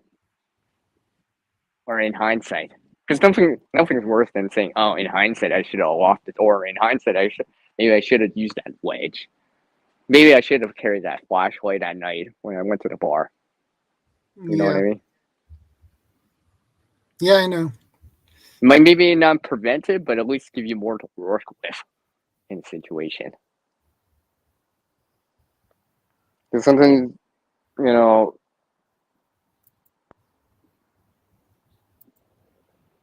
that peace of mind, right? It gives you that peace of mind. It's just like, at least I was a little bit more proactive this time. You know what I mean?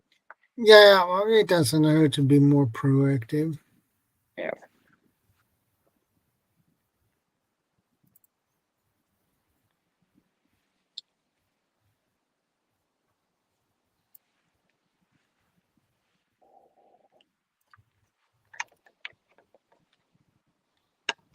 Like, even in terms of like okay, security. Security or whatever, right? It can be as simple as you think you hear something and you turn around and see some eyes because you're shining a flashlight randomly because you're sure, and that's not a person. You know what I mean? Could that happen while you're on the trail or something like that? Maybe.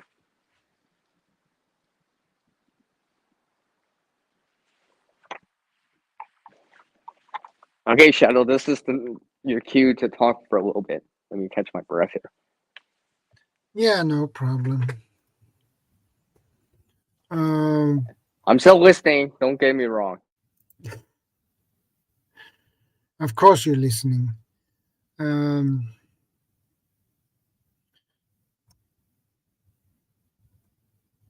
I don't think we have national preparedness months here in Sweden, but we have something called National Preparedness Week. But it's something to think about, right? I mean, like I said, sometimes it starts from what you have on you at first, right? Yeah, because sometimes there's certain situations where it's just like, or you're like, come on, I'm only gonna be in for not even 2 minutes. So I need to bring my get home bag in with me to go into the pay for the gas. You know what I mean? It's that you gotta think of it like that. How many people would actually, I'm paying for the gas, I'm bringing my get home bag in. Now, probably most people would leave it in their vehicle, lock it, pay for it, right? But if things happen while you're in the store, you don't have access to it in that gear. Metaphorically, you're just saying, right? You know what I mean? As an example, it could be a bank, for example, right? So in terms of security, sometimes it's the things on you that can help too, right? Yeah. I am Firehorse says, on my last trip I was sitting in the dark eating a sandwich and heard heavy breathing beside me. Lol, I stood up and tripped and coughed and it hissed and screeched like a cat. I ran for the van. Okay. Indeed. I'm just kidding. I am Firehorse. But yeah. My older army brother had scads of 550 cord. Yeah. It doesn't hurt to have. some 550 paracord in the bag or in your pocket. I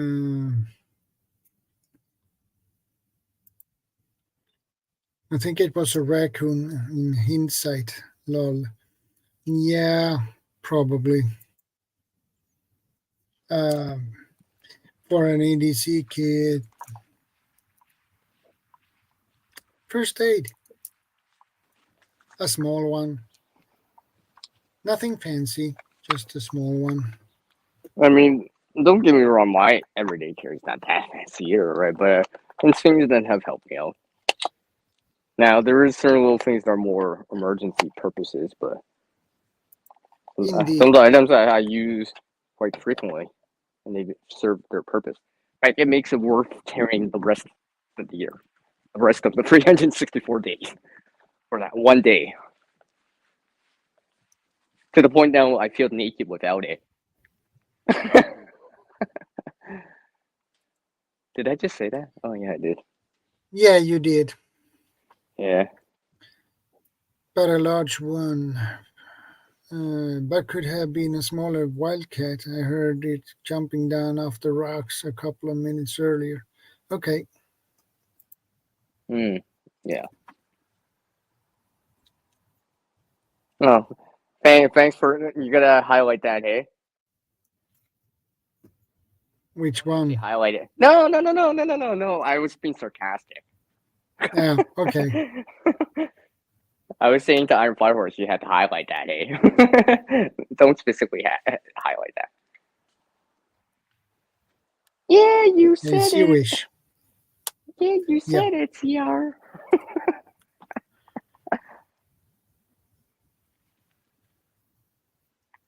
But yeah, I mean, because if you think about security, I mean, like, spatial awareness, even even, let's just say, if you're out camping with people or whatever, spatial awareness, right? You're in the woods alone, spatial awareness, right? I mean, because even some of these things we're talking about today could be applying to like some of the stuff that's happening to some people right now, right? Like, I don't know if people would actually be like evacuating until getting a hotel and checking the hotel right now. It's probably not on their highest priority. You know what I mean? But those other things, like what Preparedness Veteran and I said about like, oh, know where the fire escape is, know how many doors down it is. Still, that can still apply. Yeah, You know what exactly. I mean? That'd be good to know, just in case something more dramatic happens or whatever. Right? Because everyone knows when people are stressed out, some things happen. Things happen. Yeah. Right.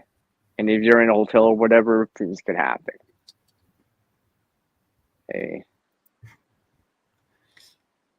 Probably a hungry raccoon, Iron Fire Horse. Sorry, it was me, Iron Fire Horse. Did I just say that? Yes, I did. Yes, you did. Oh, no, you didn't. Yes, you did. Well, as what Bob said last week was, you can be in the most remote area and normally there are no people, but there are always some people who reach the area anyway, that who are either homeless, and they're not always gonna be nice, and drug addicts. Yeah, and they're not always gonna be nice and start talking and that startle you. They can be just pop up and they are pretty creepy. Yeah, it will startle you. Everyone knows that, and anyone can get startled. If you think about it, right? It's part of that flight, fight, or freeze response, right? Because your heart rate's gonna go up suddenly. It's a natural thing, right? because it's Yeah. do I have to confront? You know, this is why I don't like to startle people. You know, sometimes I'm like, you know, start whistling or saying something out loud, right? That way people know, oh, there is someone. They can hear it before they see it. Oh, yeah. You know, I'd be like, hi, Shadow. You know, I didn't want Yeah. to startle you, so that's why I'm saying it like quite loud, right? I didn't want to startle you, right? Because it happens. We all know that. You know, it's like you turn in court and then expect your friend to be around the corner. Oh, you startled me. Yeah. Yeah. People say that all the time. Well, maybe not all the time, but people say it, right? So I imagine it would hold true in the dark too. Yeah, and for a horse, most of them are harmless, but there are those who are really creepy. Um, that actually are drug addicts. They live in the out in the middle of nowhere, and Mm-hmm. Like, don't if get me you wrong. park your car, Not, if you park your car, and they and suddenly you have some creepy guy there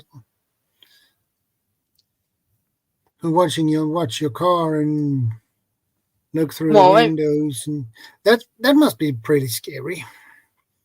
yeah, it's pretty dicey, right? That's why, you know, people that talk, or it seems like it anyways, seems to be a little bit more black.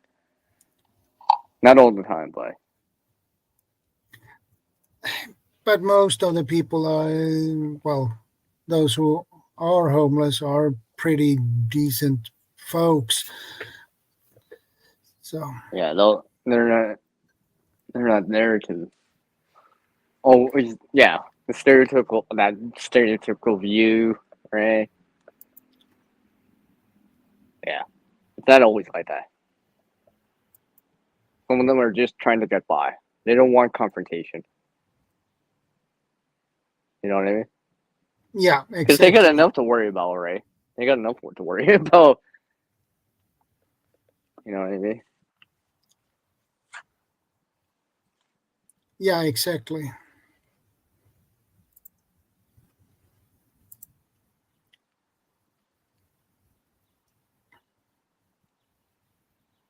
Um, I mean, this is why, like I said, that security thing, it's it's not it, it's almost all the time. Not all the time, I would say, but most of the time. Yeah. Like generally, right now, we probably feel very safe, right? Yeah. I mean, I do. It's daytime. I can see, right? Nothing's gonna go on, yeah, relatively speaking, right? You're in your apartment, relatively, you feel safe, right? It's those other times when you're outside, yeah, let's say in a parking lot at night, in an empty parking lot, or well, maybe not an empty parking lot, but you know, lots of people, or maybe not even lots of people around, but just like sketchy neighborhood, stuff like that. Because you know why? See, another reason why about the flashlight thing is because sometimes some areas can have like, there's a local power outage, like very very local. You know what I yeah, mean? And that's happened. What happens if you gotta walk home? You gotta go for that area, or you live in that area. Wouldn't it be nice to know that, not just for the sake of security, that you're not just gonna trip, run into a pole, and all that stuff, right? You know what I mean? yeah, Because if you think, you know, be like, you might be on the phone calling, like, let's say your boyfriend, husband, or significant other, or like, or whatever, right? Or someone else to be like, hey, can you come and meet me? And like, it's like pitch dark out, like, and right, just meet me halfway, right? And you're on the phone with them, right? How are you gonna use the flashlight at that time then? Because the yeah, phone's gonna be next to your ear. Like, even if you have a headset, let's say you have a headset, okay, that's one thing. But if you did, you're holding the phone next to your ear. You can't aim the flashlight forward. Hence, if you actually have a dedicated flashlight, I think this is why I like having a dedicated flashlight. That way I don't actually have to pull out the phone if I don't have to, or if I need to if I'm making a call at that time. You know what I mean? I don't Yeah. have to, okay? Or if your battery's dying, or if it's really cold outside, right? You know, if I pull out my phone during the winter, it's gonna die so quick, right? I ever hold the flashlight in my hands, because the flashlight will stay warm in my hands because I'm gripping it, or you know what I mean? It's in the palm of my hands, right? But the phones then Yeah. get cold so fast. Funny. I'll just, it'll drop from like 80 to like 20% so fast, especially if it was really cold out. But having a dedicated flashlight, yeah. And maybe you got a flashlight with like, maybe not rechargeable batteries, but maybe you have one with lithium.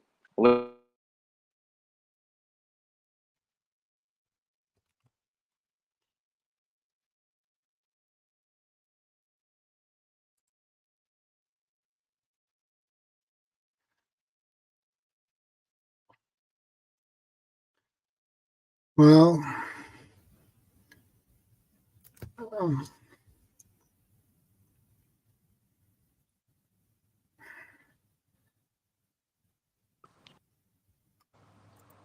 Shadow. yeah. Of course. Yeah, I'm getting that phone call. Like I said, I will I try to figured. slip back in if you're still in. Okay. Yeah. But I'm sliding out for now though. Yeah. Okay. No problem. I'll be back. I'll be back, Iron Yeah. Firehorse. I'll try to be. I'll try. You know what I mean. Yeah. Oh, by the way, I I have a might. video at the top of the hour. Selfless promotion right there. You know, I don't usually do those. I'll try I to might be return. still for another 30 minutes. Oh. Well, maybe. Well, actually, I didn't answer the phone call, and they didn't leave me a voicemail. I'll just call them back. Whatever. All right. Now I gotta set back up. See, it kicked my headset out. Hold on. Ah, that is annoying when that happens. Yeah, it kicked my headset out when I was doing that. Hold on. Oh, there we go. Oh, because I told them to send me a text message first, not call me first, and they know it's Saturday. Yeah. They know I'm on live with you. I've mentioned this. Yeah. Right? I'm like, yeah. Someone always has to call when I'm on a panel or on live. That happens all the time. He's like, but this is why, yeah. That's why I say people, text me first. If it's important, you gotta call me. I understand, but text me too. Right? Yeah. That way. That Because that or is else a I'm good or idea to do. about what? Text before you call. Well, I mean, okay, I get it. If it's really important or whatever, don't get me wrong, I call too, right? But I also realize, if it's really important, I'm gonna leave a voicemail. Just say, "Hey, call me back." It's me, Yeah. Sierra. Call me back, right? No, I don't leave that kind of Yeah. voicemail. I don't like it. It's too annoying.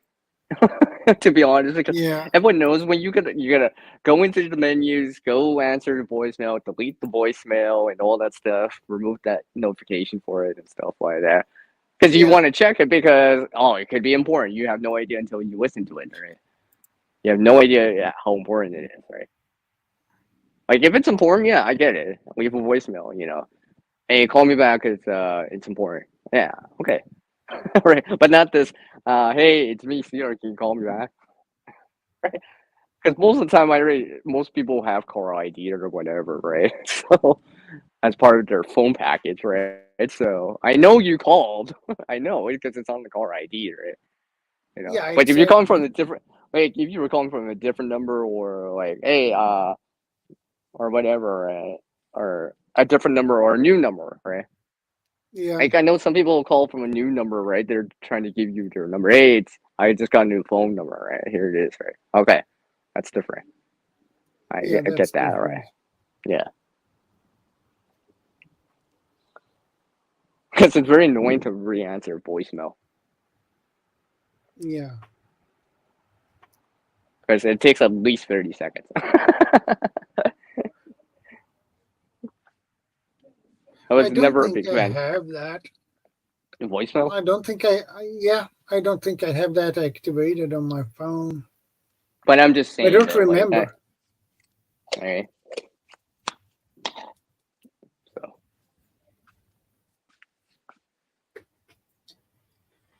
Because everyone knows about for some reason the word's not coming to mind. Telemarketers, etc., the scam calls, right? No one likes to answer those, right? You know what I mean? Yeah.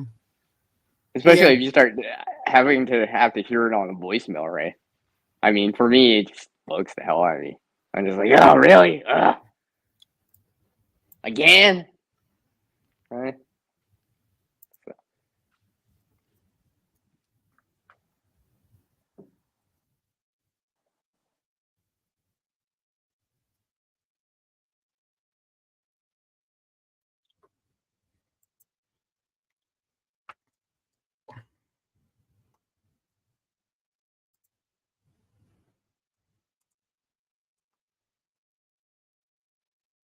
I'll open up my browser. Now they sell the Went to the dream wrong but thing. developer.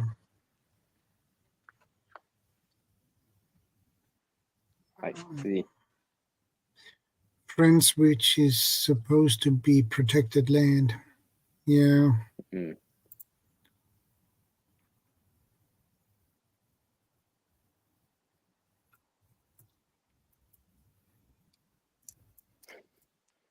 That is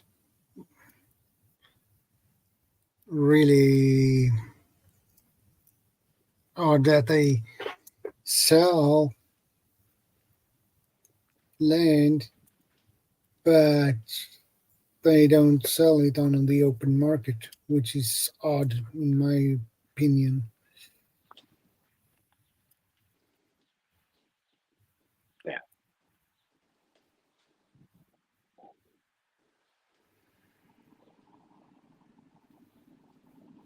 Oh, And by the way, probably, yeah, I was gonna say the person who just called me is the same person that got jumped. That got jumped. By the way, it's the same person. By the way, so okay. I'm just saying, right? And that's why I'm just like that's why I tell the person I'm like I don't care that you call me, right? If it's important, leave a voicemail. If it's really really important, try to communicate through another way too, right? Send me a text message, send me something on Instagram, whatever, right? Whatever it takes, right? Then then just be like, hey, this is really important. Can you call me at? I'll take the time, right? That way I know. Or else I'm just gonna assume it's just a standard, hey, what's up, kind of call, right? You know what I mean? Yeah, How's it going, right? I'll check in on you or what. Yeah, right. Yeah, right. If it's important, like I said to people, if it's important or whatever, say something in the voicemail that it is that, right? Like I said, I just don't like answering voicemail and just hearing, "Hey, it's me. Hey, Call me back at this number." Especially when I see it on the caller ID from the person, and I know it's them because I can hear the voice, stuff like that. So yeah, that is what I figured, Iron Fire Horse. That is corrupt.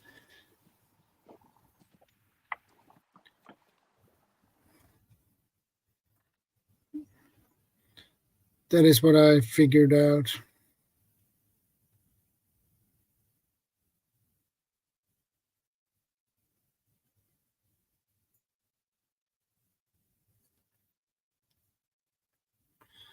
And that sucks, especially when they don't care about the environment. We should take care of it. well, yeah, because it's part in terms of um, spatial awareness is the environment itself around us. Yeah, yeah, it is. Right? Right? I don't think anyone wants to trip over something in the dark or Yeah, along the I path. agree with that. Right? I think no one wants to go through that or trip over a rock or a boulder or something like that. It comes back down to that. All right. Regardless if it's hiking or in town or whatever, in the urban area or suburban area, it still matters. Spatial awareness is still important. Because it's not always external threats like people or animals or wildlife. Sometimes it's terrain. Right? Stuff like that. You know? It's like trying to avoid like a gopher hole or a hole in the ground, right? To the more extreme case of like a crevasse or something like that, right? That's something you want to avoid. Because that's going to be quite painful, in my opinion.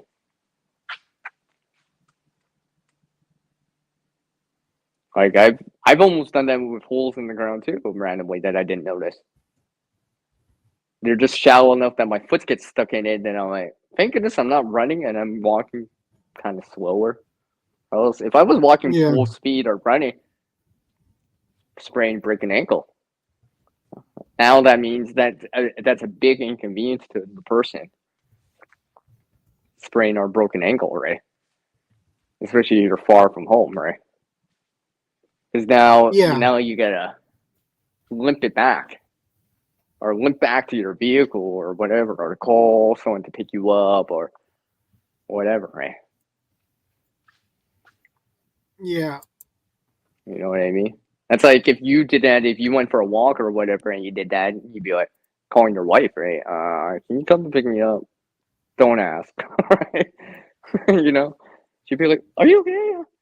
Don't ask. I'm over here with the vehicle." You know what I mean? Just because now you can't walk, right? Exactly. Mm-hmm. That's why, spatial awareness, right? It's part of the security thing. So, this was a good topic, by the way. Yeah, it is. Definitely a good topic. I mean, for all of us, really. I mean, for every single one of us, all of us. Yeah. And security is one of those things that's always a constant thing. There's times where you relax a little bit more, you know, and stuff like that. I get it. But there's other times where you should be serious about it. Especially if you can't see it coming. Can't see it coming. All right? Or the threat can change at a moment's notice. Is it the security, like I know we were talking about like people threats and stuff like that, right? But or wildlife, but sometimes there's those nature type of forces, whatever it is. Yeah. That you need to be aware of too, right? Because they're just as dangerous or more dangerous than the people or wildlife threat. In my opinion.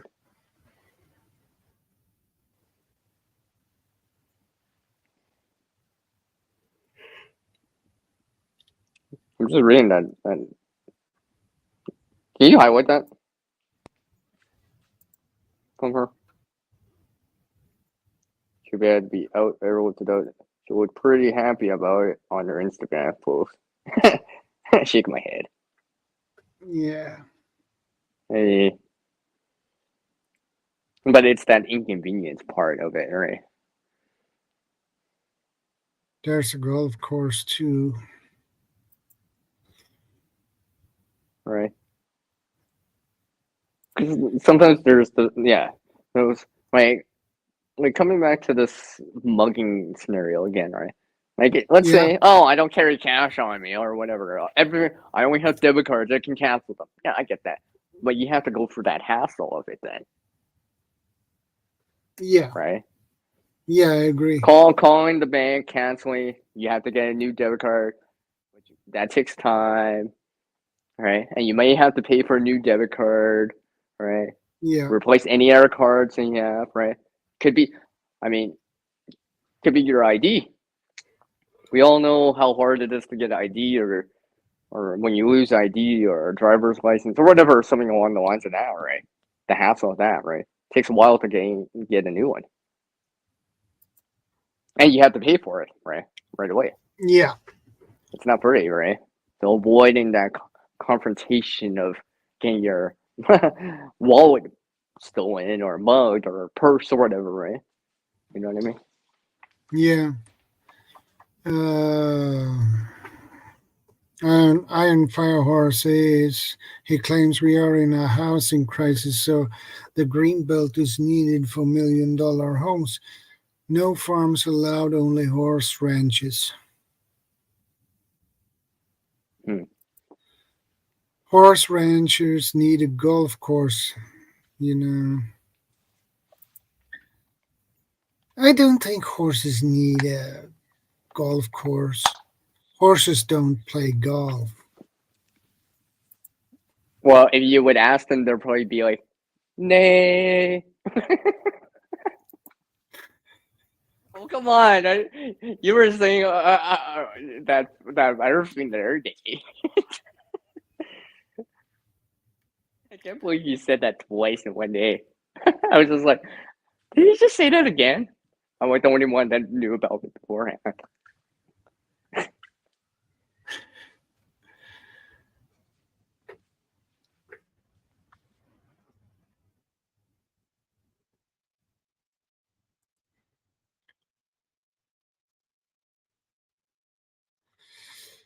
I believe Nancy Pelosi earmarked a ritzy course unreal. Yeah, who knows? A big part of what they stole was prime agriculture land and will have mansions on them.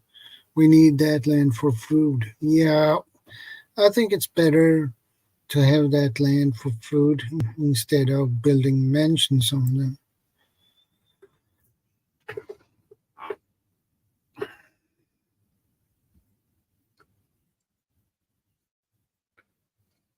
That is much better to have land for food. A mansion doesn't create food.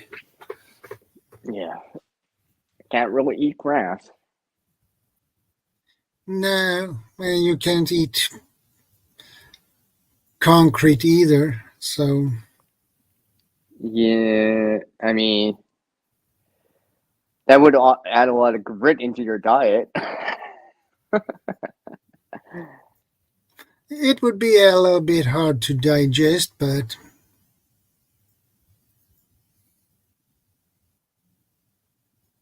Yeah, that might be a little bit more difficult than kidney stones, right? yeah, definitely. Definitely. Oh, yeah, I just said that.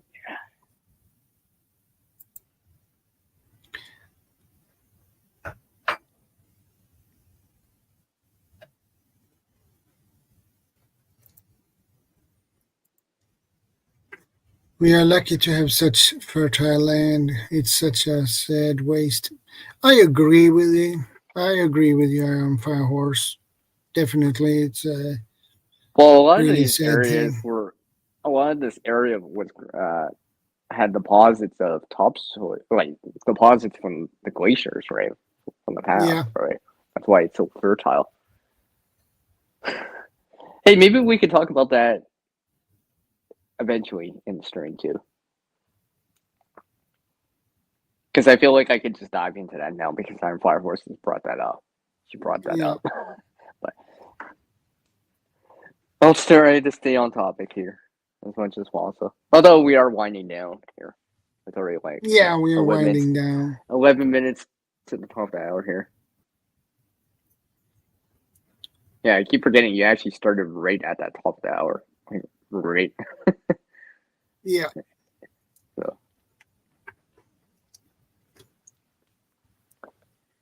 about another 11 minutes here.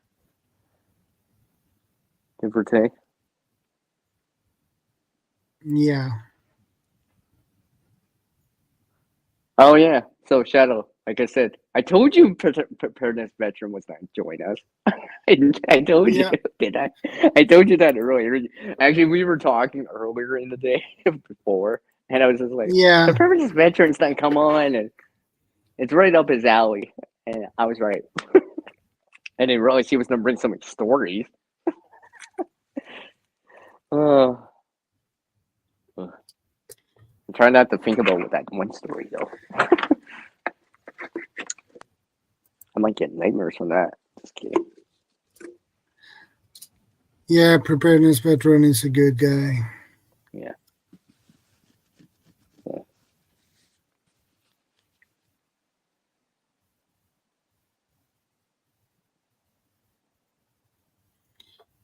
In China, it's You know, I was illegal just to grow thinking, like, I was just thinking about, well, no, never mind. Forget what I said right there. Yeah. Because it actually didn't make sense. Now that I thought about how he said it to us. No, I was just thinking that motorcycle scenario. Yeah. So, never mind what I was going to say. Never mind.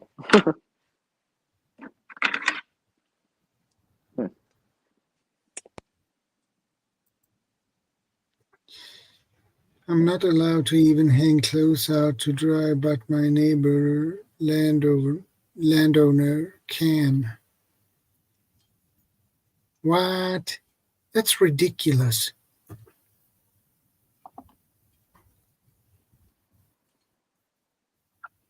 I can't believe that either. Fire horse. I cannot believe it either.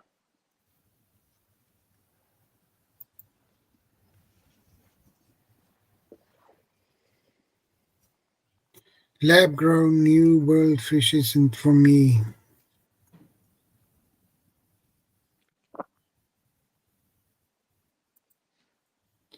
Okay, you rent and it's not allowed. Okay. Yeah. So It's basically, against the you need terms to of own service. your. So basically, you need to own the property to hang your clothes out to dry.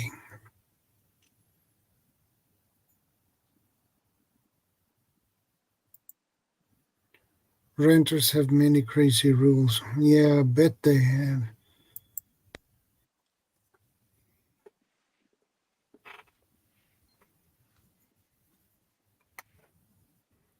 But too many rules is not good either. That can mess things up. Yeah. Although that could be another topic for another time. So save some of that Yeah, conversation exactly. piece. Save some of that conversation piece out of Fire Horse for that future topic. That future topic in the future. Speak of topics, you still haven't come Yeah. up with anything for next week, have you? No, not Well, yet. you have one potential topic for September already, right? Everyday carry, EDC. Yeah, Now, you could start with that, I guess, right? Well, actually, you could start with that because, like I said, it comes back to like what a lot of the time it's what you have on you or immediately with you or near you, the items near you. yeah. That's right. That's where you start with. And that is even more ridiculous.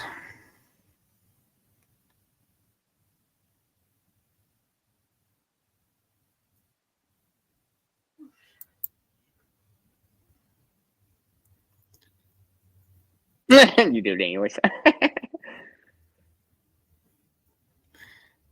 Yeah, that's good. Yeah. You need to have a clean windshield, for God's sake. Yeah, I think, yeah, right. I mean, like, that'd be my argument. I'd be like, yeah, it's dirty. It's a safety hazard, right? Because that should be able to outrun or outweigh any of that other stuff, right? Safety hazard, right? I don't want to hit Yeah, anyone going down the road, right? That's gonna be worse than anything else, right? yeah.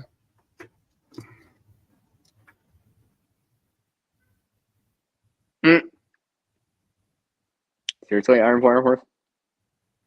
That's not allowed here. LOL. They said I couldn't clean them in the parking lot, so I drove onto my lawn. Lol.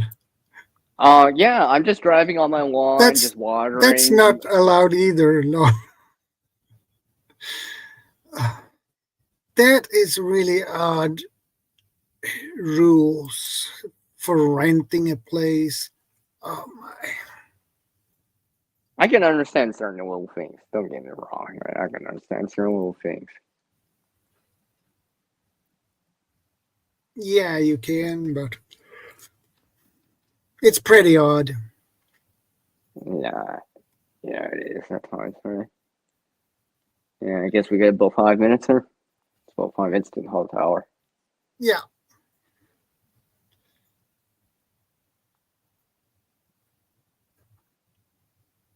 Hmm.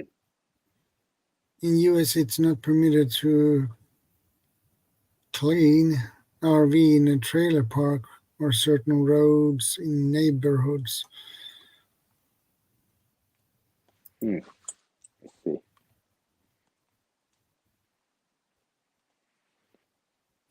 It's county housing. It's all about power and harassment. Yeah, I agree. Yep.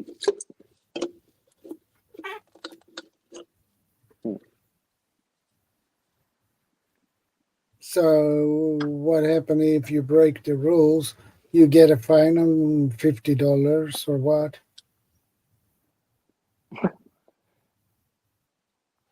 You're evicted. Hopefully it wouldn't come so harsh like that right away. You're getting a warning. Yeah, Something like that. probably a warning first. Maybe one or two, 3 warnings.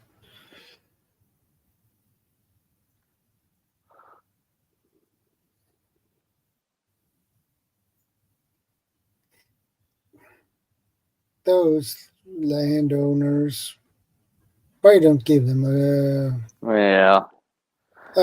send them a cookie filled with Carolina Reaper or something. That should wake them up for a while. That's a really hot idea.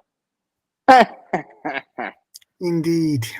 Oh, yes. You had to bring the indeed in. Once again. Indeed. I like that word. I know you do. Like, you can't not use it at That's times. that is why I use it. Indeed. Indeed. You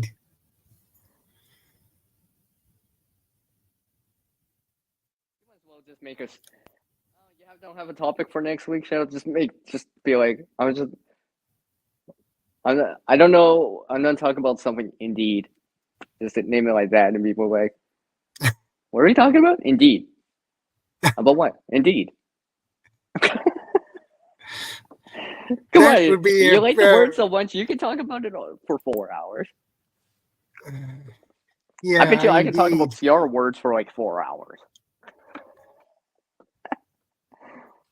They're building a new affordable housing apartment building. 250 apartments going to cost 217 million. Where's my mention? $1 million to build a studio apartment. Something wrong there. Yeah.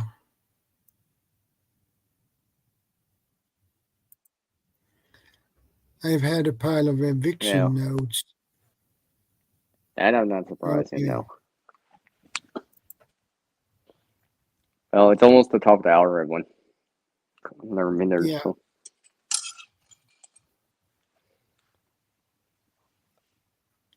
Oh. Thanks, everyone, for dropping by ShadowScoutSwede stream here. Preparing his veteran. We have Yeah, CR we here. Iron Fire Horse in the side chat. Yeah. Well,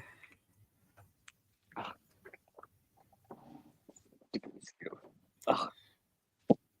Since it got warmer they this don't even afternoon, have to now pay for the land. The city owns it already. Yeah.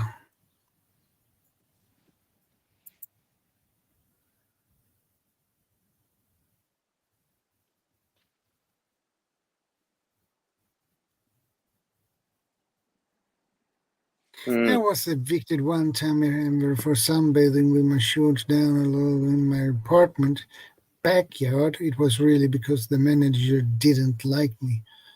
Oh, Lord. I would do that too right now, but the mosquitoes are coming back up. And that would bite, literally.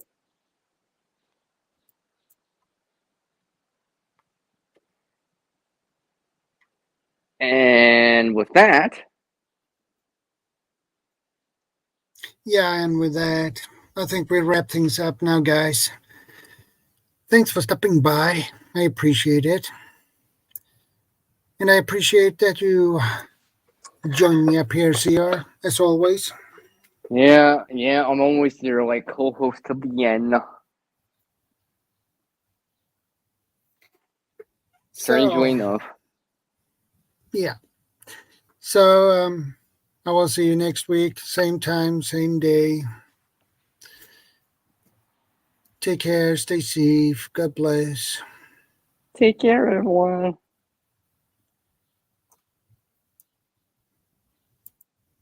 Indeed.